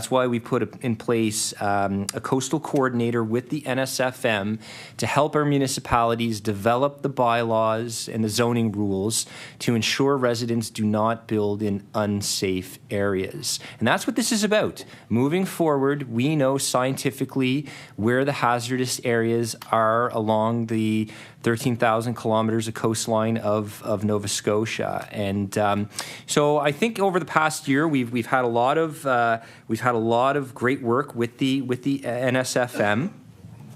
The work is ongoing. We did not want to impose this on our municipalities. That's why the Minister of Municipal Affairs, Minister Lohr, and I, when we announced this on February 26th of last year to Nova Scotians, that we were going to work with our municipalities, because what may be required in Yarmouth, Clare, what may be required in Cumberland County, what may be required in CBRM or Victoria County, it may be different. And we want to respect that. And it is the scope of the municipalities to do the zoning. And certainly I've had an opportunity to brief mayors of two of our largest municipalities on this. My team and I had a chance, and I want to thank them for that opportunity. And, they agree. Like, let's work together on this. So I look forward to the opportunity of visiting CBRM, hopefully in the spring, to brief their council on our coastal action plan. I welcome the opportunity to visit HRM Council and brief them on our plan, and all councils throughout the province, because this is an incredible opportunity, this action plan. And you're starting to see folks just lining up in support. The Deputy Minister and I, we met with the Insurance Bureau of Canada, and they support this action plan because it's about protecting residents. It's about getting the information out to our residents so that they do not build in unsafe areas along the coastline. It is about supporting our municipalities. So we're working with them extensively. We've put in place supports, specifically two positions. We've created the position of a stormwater engineer to work with our municipalities, to give advice to our municipalities. We've put in place flood management and an adaptation lead, along with the coastal coordinator that works with the NSFM. 33% of Nova Scotia has floodline mapping completed for primary watersheds and coastlines. And by March 31st of this year, half of Nova Scotia will be mapped, including the entire Bay of Fundy, the Northumberland shore, and the Atlantic coast from Ecum-Secum to Antigonish. So this is significant. We have an agreement with the feds to have the entire province floodline mapped by the end of 2027. So this is going to be very, very important, invaluable information for Nova Scotians. And then also our local grant program that we established under the Environmental Goals and Climate Change Reduction Act, the Sustainable Communities Challenge Fund. The third round just opened up a few days ago, and we have a laser focus in this round of supporting community groups, municipalities, as they put forward their applications to the Nova Scotia Federation of Municipalities to support their coastal action initiatives. So absolutely, Municipal leadership is key. The work is ongoing with our municipal units. We need our municipalities to ensure the zoning and the bylaw rules are in place. Do not build in unsafe areas. If at any time you're unsure, the government of Nova Scotia has put the resources in place so that you can make an informed decision. We have coastal navigators in place that work for the Clean Foundation. You can contact them. They have the resources to help you interpret the coastal hazard map. They have the knowledge and expertise to help you interpret coastal hazard assessment reports and the nature-based resource guide that we've put out. I've often said climate change response is an all-hands-on-deck approach. We need not only government, we need our not-for-profits, we need our municipalities, we need our 49,000 coastal property owners to make an informed decision, work with your municipality, do not build in unsafe areas. We know precisely where the hazardous areas are in the province. It is public information.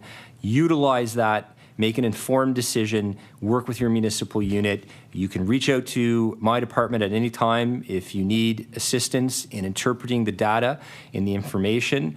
Certainly, we are a jurisdiction that is prone to coastal erosion because of our geographic location with respect to the Atlantic Ocean. So we have a strong action plan, utilize it, and our municipalities, we continue to work with them to ensure residents don't build in unsafe areas. I recognize the Honourable MLA for Halifax, Sidney, Sable Island. Thank you. The minister should clip that as a public service announcement, speaking to all Nova Scotians in estimates. Amazing. So I'm really sorry if I just didn't hear the numbers. So my question was, how many of the 49 municipal units that are part of the NSFM have their regulations in place, and how many do you think will have them this coming fiscal year?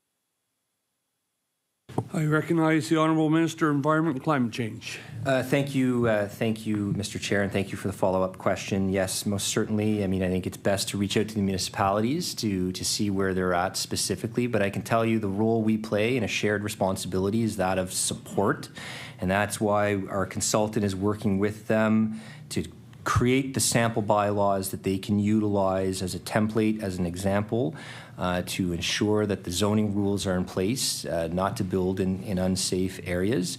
This is the scope of municipalities. I mean, I wouldn't be asking a councillor about healthcare or education, because that's not their scope, right? Their scope primarily, right, is it's zoning, right? So we respect that autonomy of the municipalities in relation to the coastline. They know their communities best. At the end of the day, having a centralized approach to this, from downtown Halifax, it wasn't going to work. But we still have to take coastal action. Nova Scotians want coastal action, and that's why we're working with our municipalities to encourage them through the NSFM specifically, to have those sample bylaws, to give them them the sample bylaw so that they put the zoning in place. And we all play our respective roles in climate action. And we've been clear with the municipalities through the NSFM that we need them to do this work. And we encourage them to do this work. And that's why we've put the resources in place, the supports in place to have them develop these zoning bylaws. So certainly specifically, it's, you can reach out to the NSFM. You can certainly reach out to individual municipal units to find out where they are. Certainly in my travels throughout the summer to different parts of Nova Scotia, chatting with different wardens, certainly the most common thing I heard is, we're going to need help with resources. And absolutely, I recognize that. The resources of HRM or CBRM, vastly different than, say, of New Glasgow or the municipality of Digby or Clare. So we recognize that, and we ensure that they have the supports that they need, whether that's advice, whether that's through the sample bylaws, or putting the financial resources in place to ensure that they're set up for success. I recognize the Honourable MLA for Halifax-Sydney Stable Island. Thank you.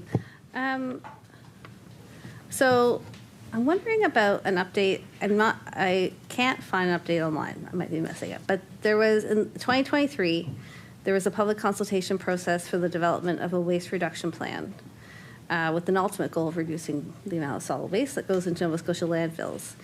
And when can Nova Scotians expect to see the next step in this plan?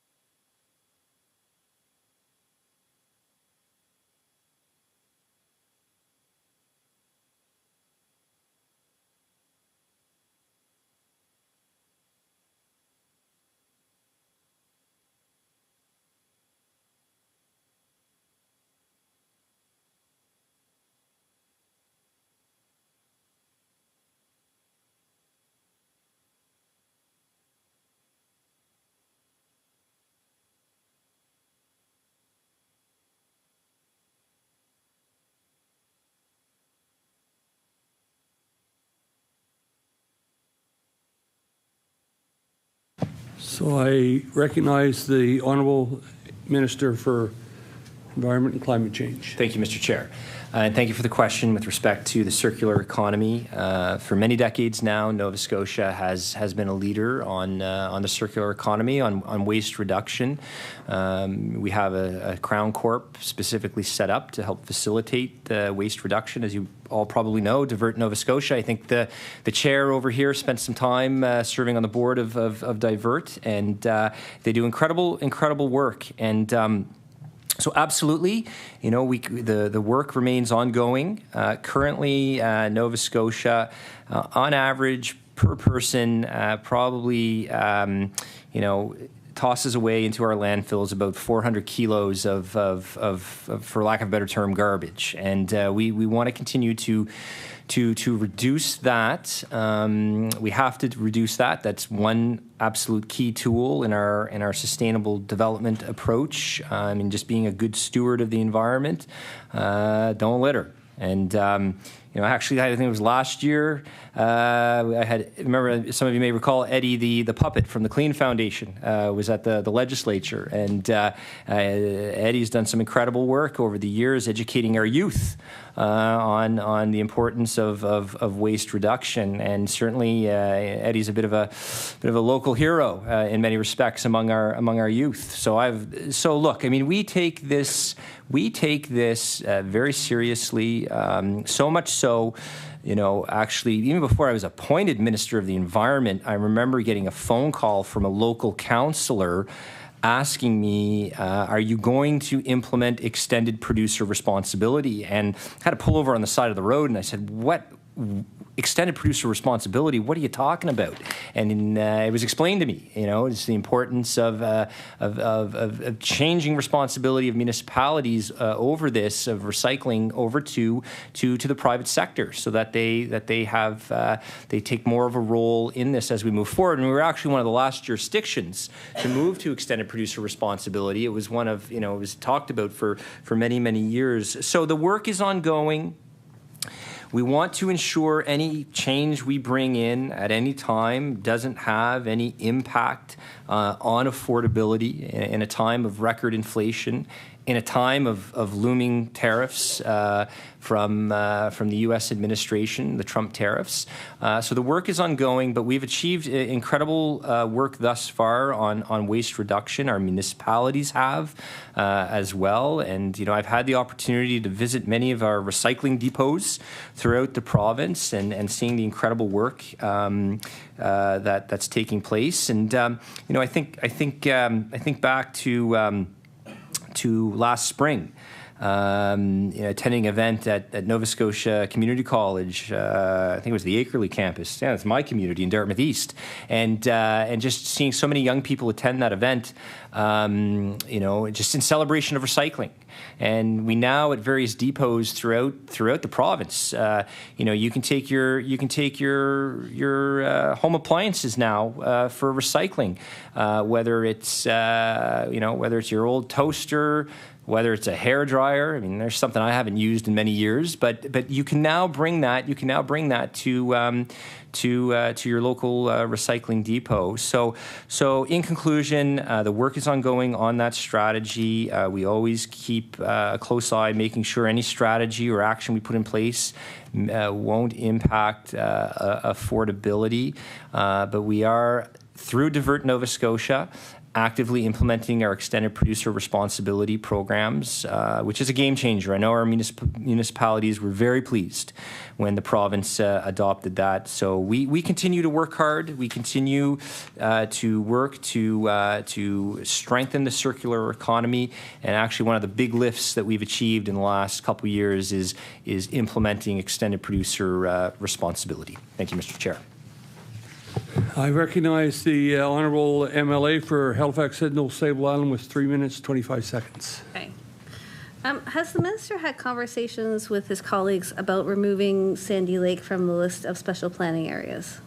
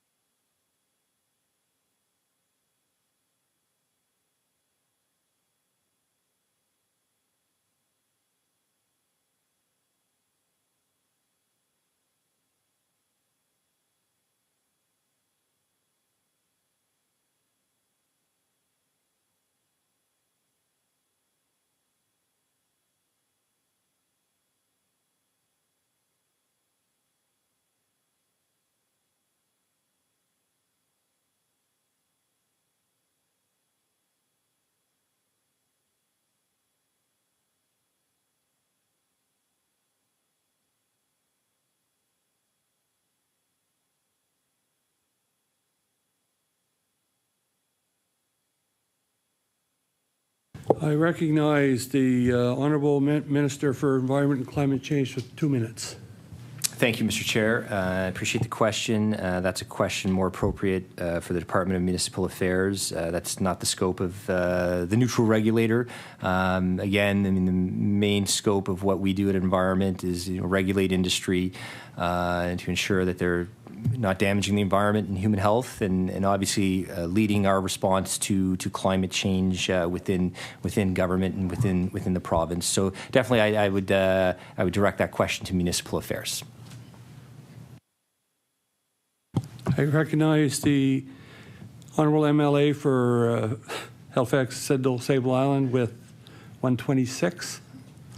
I mean, I guess the minister needs to meet some goals, the department needs to meet some goals, the province needs to meet some goals really on protected areas. I'm pretty convinced of the value of that area in terms of, some stands of old growth, its connection to the Sackville River watershed, and so you know, in a time when I think it's going to be hard work to reach protected areas, it just seems like an ecologically significant area like that would be something that the minister might be interested in having conversations about.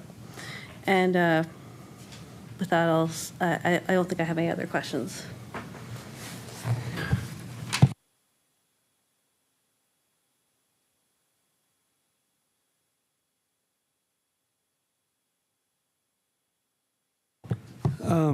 I recognize the Honourable MLA for Halifax Sidle Sable Island and ask if you're willing to cede your remaining time, or the remaining time to the independent member for. I would like to cede the remaining time to the independent member.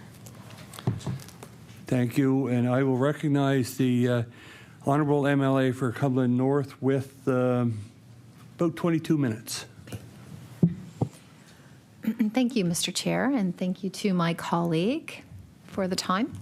And thank you to the Minister and your department staff for all the work that you do for all the people of Nova Scotia, including the people of our area. So I have a couple of questions that are Cumberland North specific, and then a couple that are more general. So the first one is, and this may already be fixed, so apologize if I don't have the latest information, but the Minister is likely aware that New Brunswick provide full refund of their recyclables, 10 cents, and so it's making it quite challenging for our businesses in the border town to be able to compete with the businesses that are offering twice as much for the same exact product. So I have made a request to the department to consider, for our province, to consider following New Brunswick's lead with refundables. And I could be wrong, but I think Prince Edward Island gives 10 cents as well. I think it's both provinces. And some of the data that they have shared is that they do get a higher percentage of refundables brought in. So that is the reasoning behind them increasing from 5 cents to 10 cents for the product. And they're getting more of their refundables back. So I'm wondering if this is something that has already been fixed in the last week or two, or if this is something that the department is working on and is willing to consider.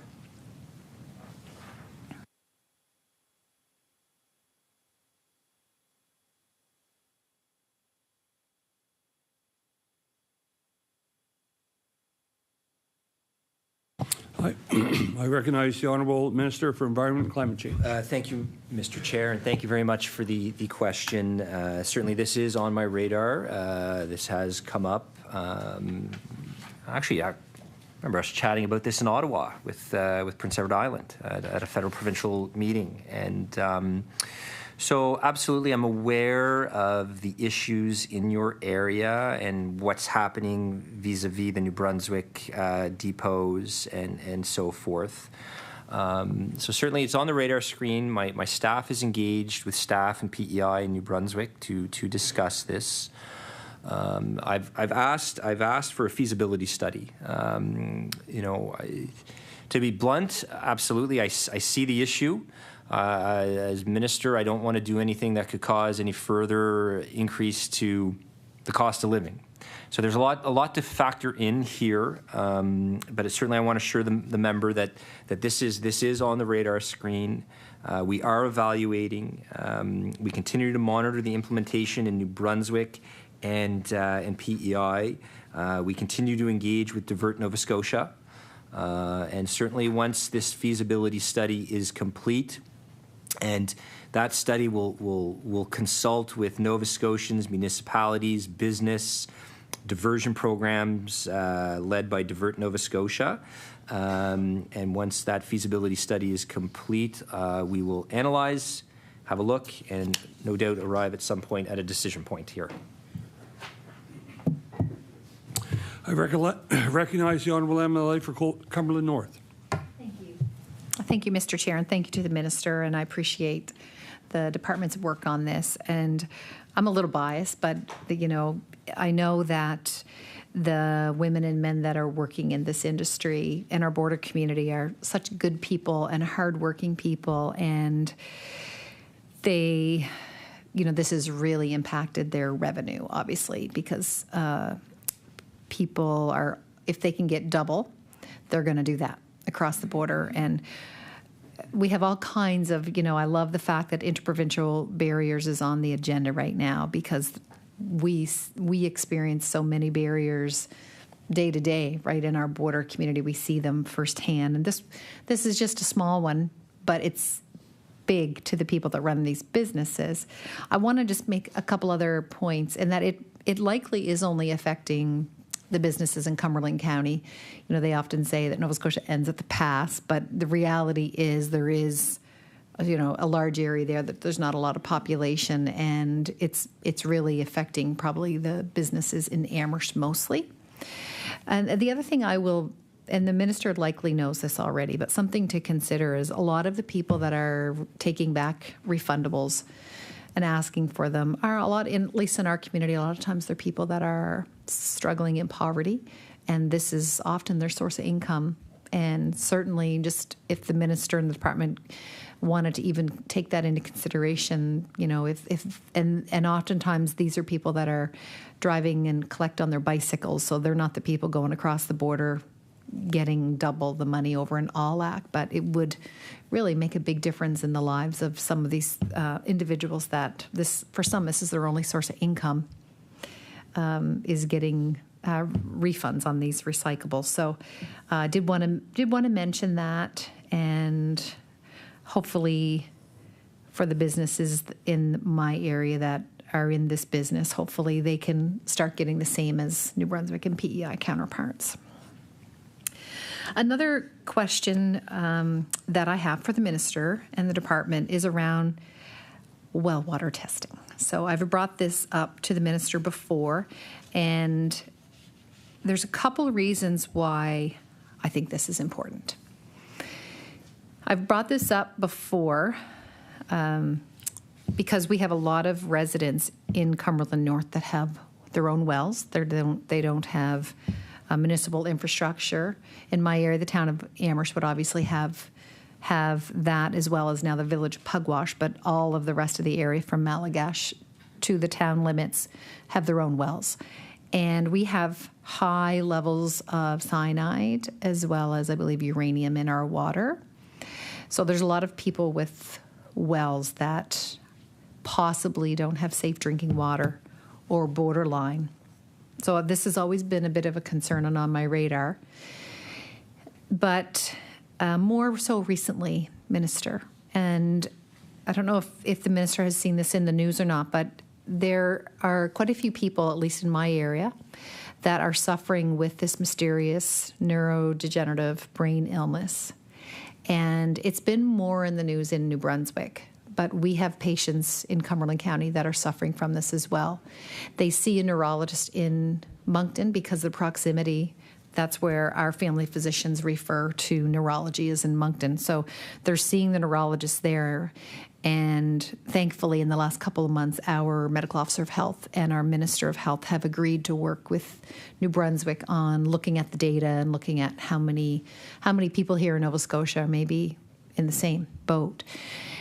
And at a recent meeting that I was at with patients that are suffering with this illness, it was in Moncton, but there were people there from Nova Scotia. And some of the people have found dangerous levels of minerals in their well water. And when they stopped drinking it, some of their symptoms did subside. So there is some thought that may be they don't really know the root cause of this mysterious illness, but that is one of the things that the neurologist has been recommending for people to look at, is to have their well water tested and see what is in it. And this disease is affecting people of all ages, including like people in their 20s. I think they've had 49 people knowingly die from this. So it's even more important, Minister, I believe, that people have access to safe drinking water. And the reality is we have the highest rates of poverty in Nova Scotia are in Cumberland County. And not everyone can afford to have their well water tested. And it is a request that I have made formally, and I wondered if this is something the department would consider. I realize it's a cost, and I haven't had the ability to cost it out myself to know what it would cost the government to provide that to all Nova Scotians, because it would, in fairness, it really should be done. If it's going to be done, it should be done for all Nova Scotians in rural Nova Scotia that have wells. But I do think if the minister looks at health and the determinants of health, safe drinking water is one of the most important things. So is this something that could be considered?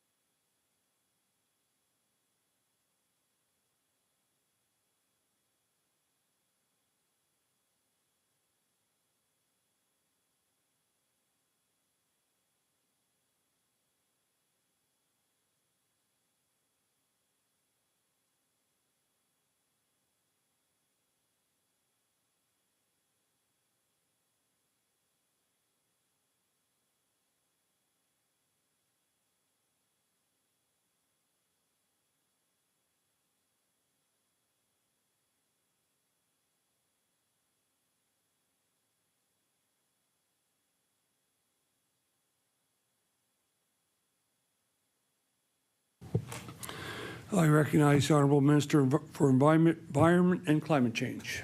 Thank you, Mr. Chair, and thank you very much for your question and comments, and certainly yourself as a healthcare professional. I mean, the things you've seen in the span of your career, your first wealth is your health. I know we agree with that, and certainly, for folks that are going through this and in the correlation that they're making, absolutely. I mean, access to clean drinking water is absolutely fundamental. So in the Environmental Goals and Climate Change Reduction Act, it's legislated by the end of 2026. We are to address and mitigate the barriers to testing and treating rural wells. So I say that to highlight that, yes, this is on the radar screen, and our staff will be discussing this as we move into 2025 and 2026. On the regulatory side, when it comes to well water testing, we always recommend to residents the test your wells. As the member probably knows, 40% of Nova Scotia households get their water from private wells. We recommend testing this every 6 months, and of course we have information online. But to clearly answer the member's question, we have that goal, addressing and mitigating barriers. Is cost a barrier? Yes. Is this the first time I've heard this in my travels throughout rural Nova Scotia? And the member knows my connections to rural Nova Scotia. I hear it.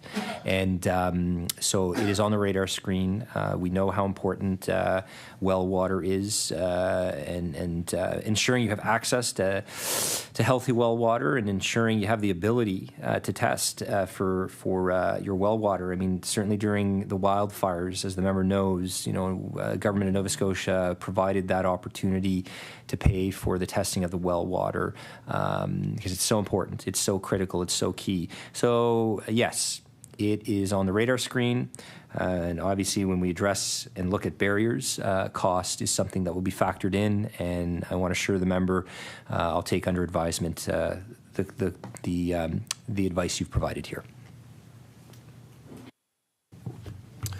I recognize the Honourable Member for MLA for Cumberland North.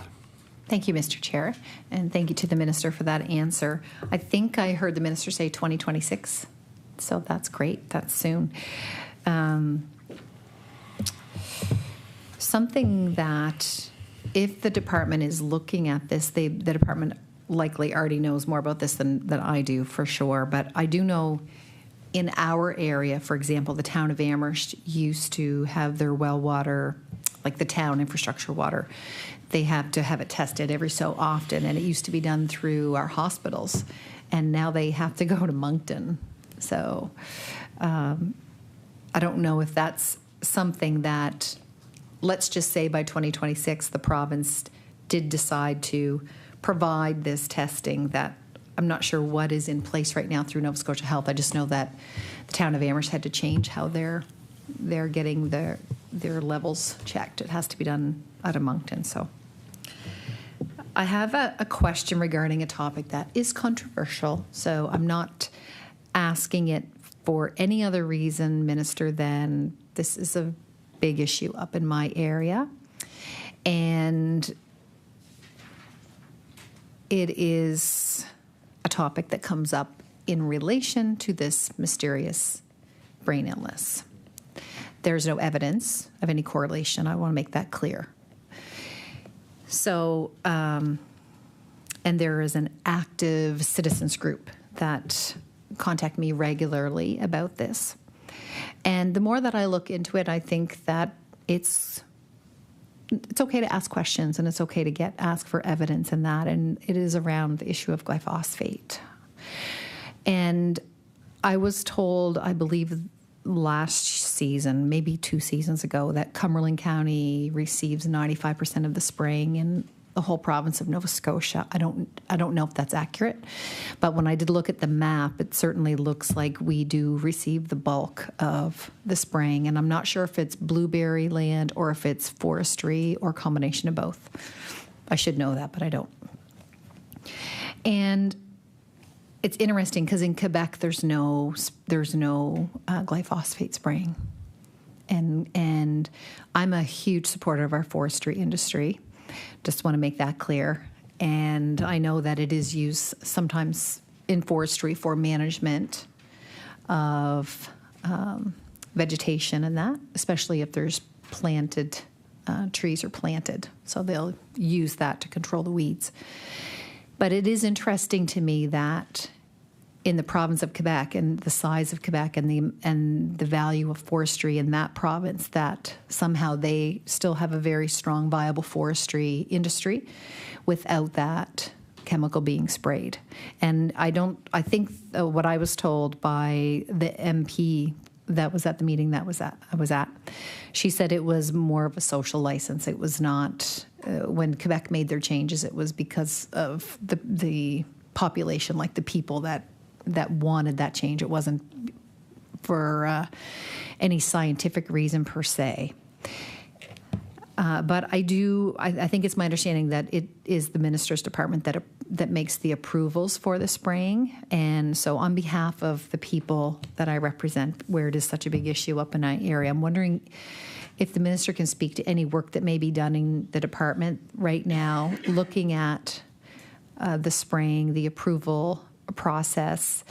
I'm curious if there may be, is there one particular customer that may be the majority? And the assumption in our area is that it's mostly Irving-owned land, which is in a Brunswick company, of course, that is getting most of the spraying done. But I ask these questions, Minister, mainly from a health perspective.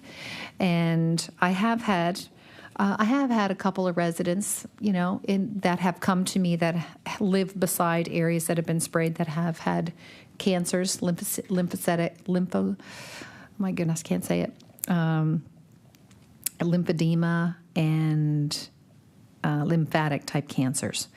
And there has been some correlation with that. So I'm wondering if the minister could just speak to that. I recognize the Honourable, I apologize.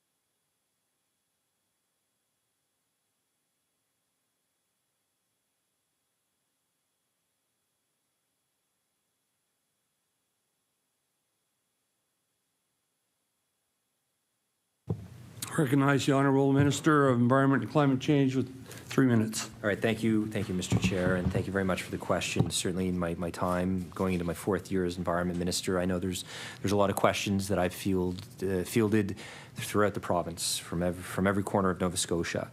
As the member is aware, Health Canada approves the use of this. My understanding in the last number of years, there's been two second looks that Health Canada has done on this, on glyphosate. They deem it safe for use. On the provincial side at Environment, we regulate the how it's applied.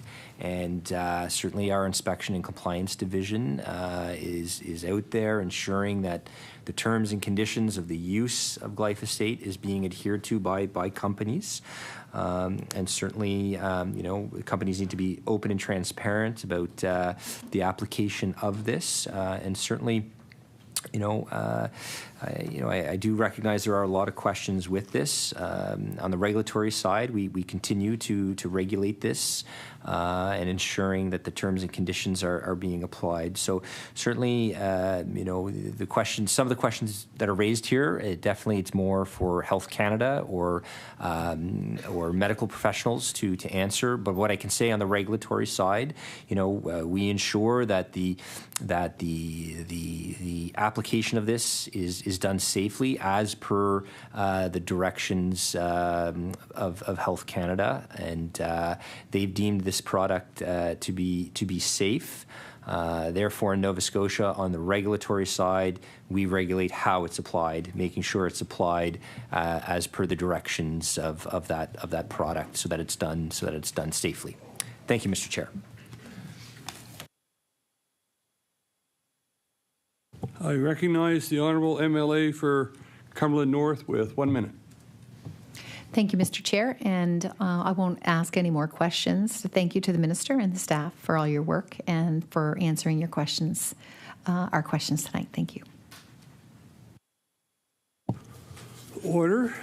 So there's 7 minutes and a few seconds left for closing comments and 2 resolutions.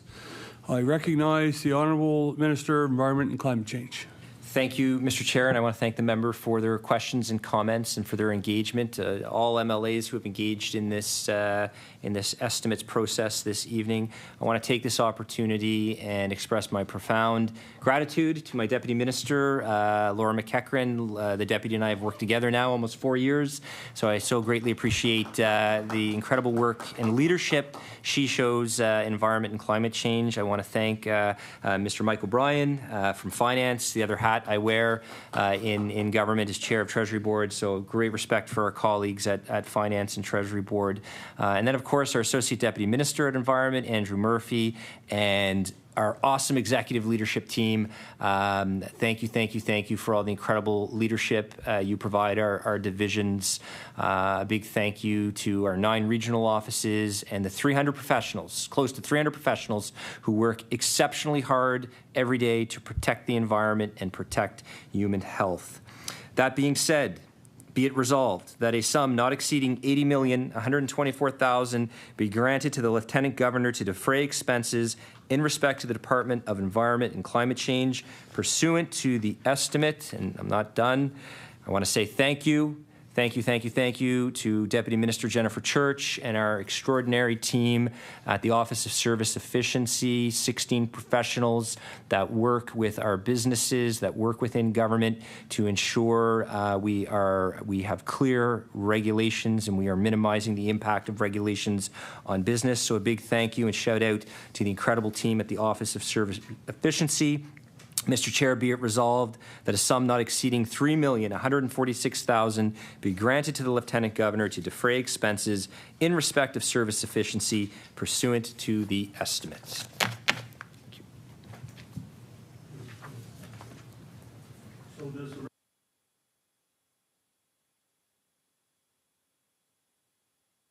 Please continue, Mr. Minister.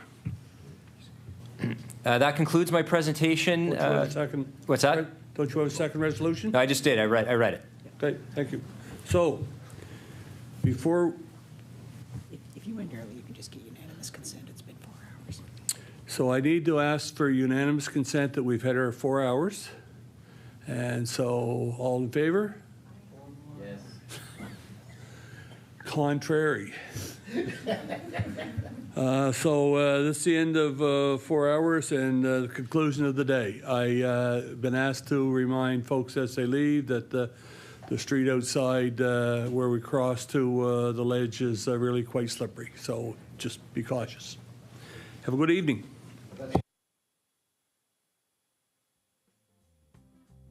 Meeting adjourned.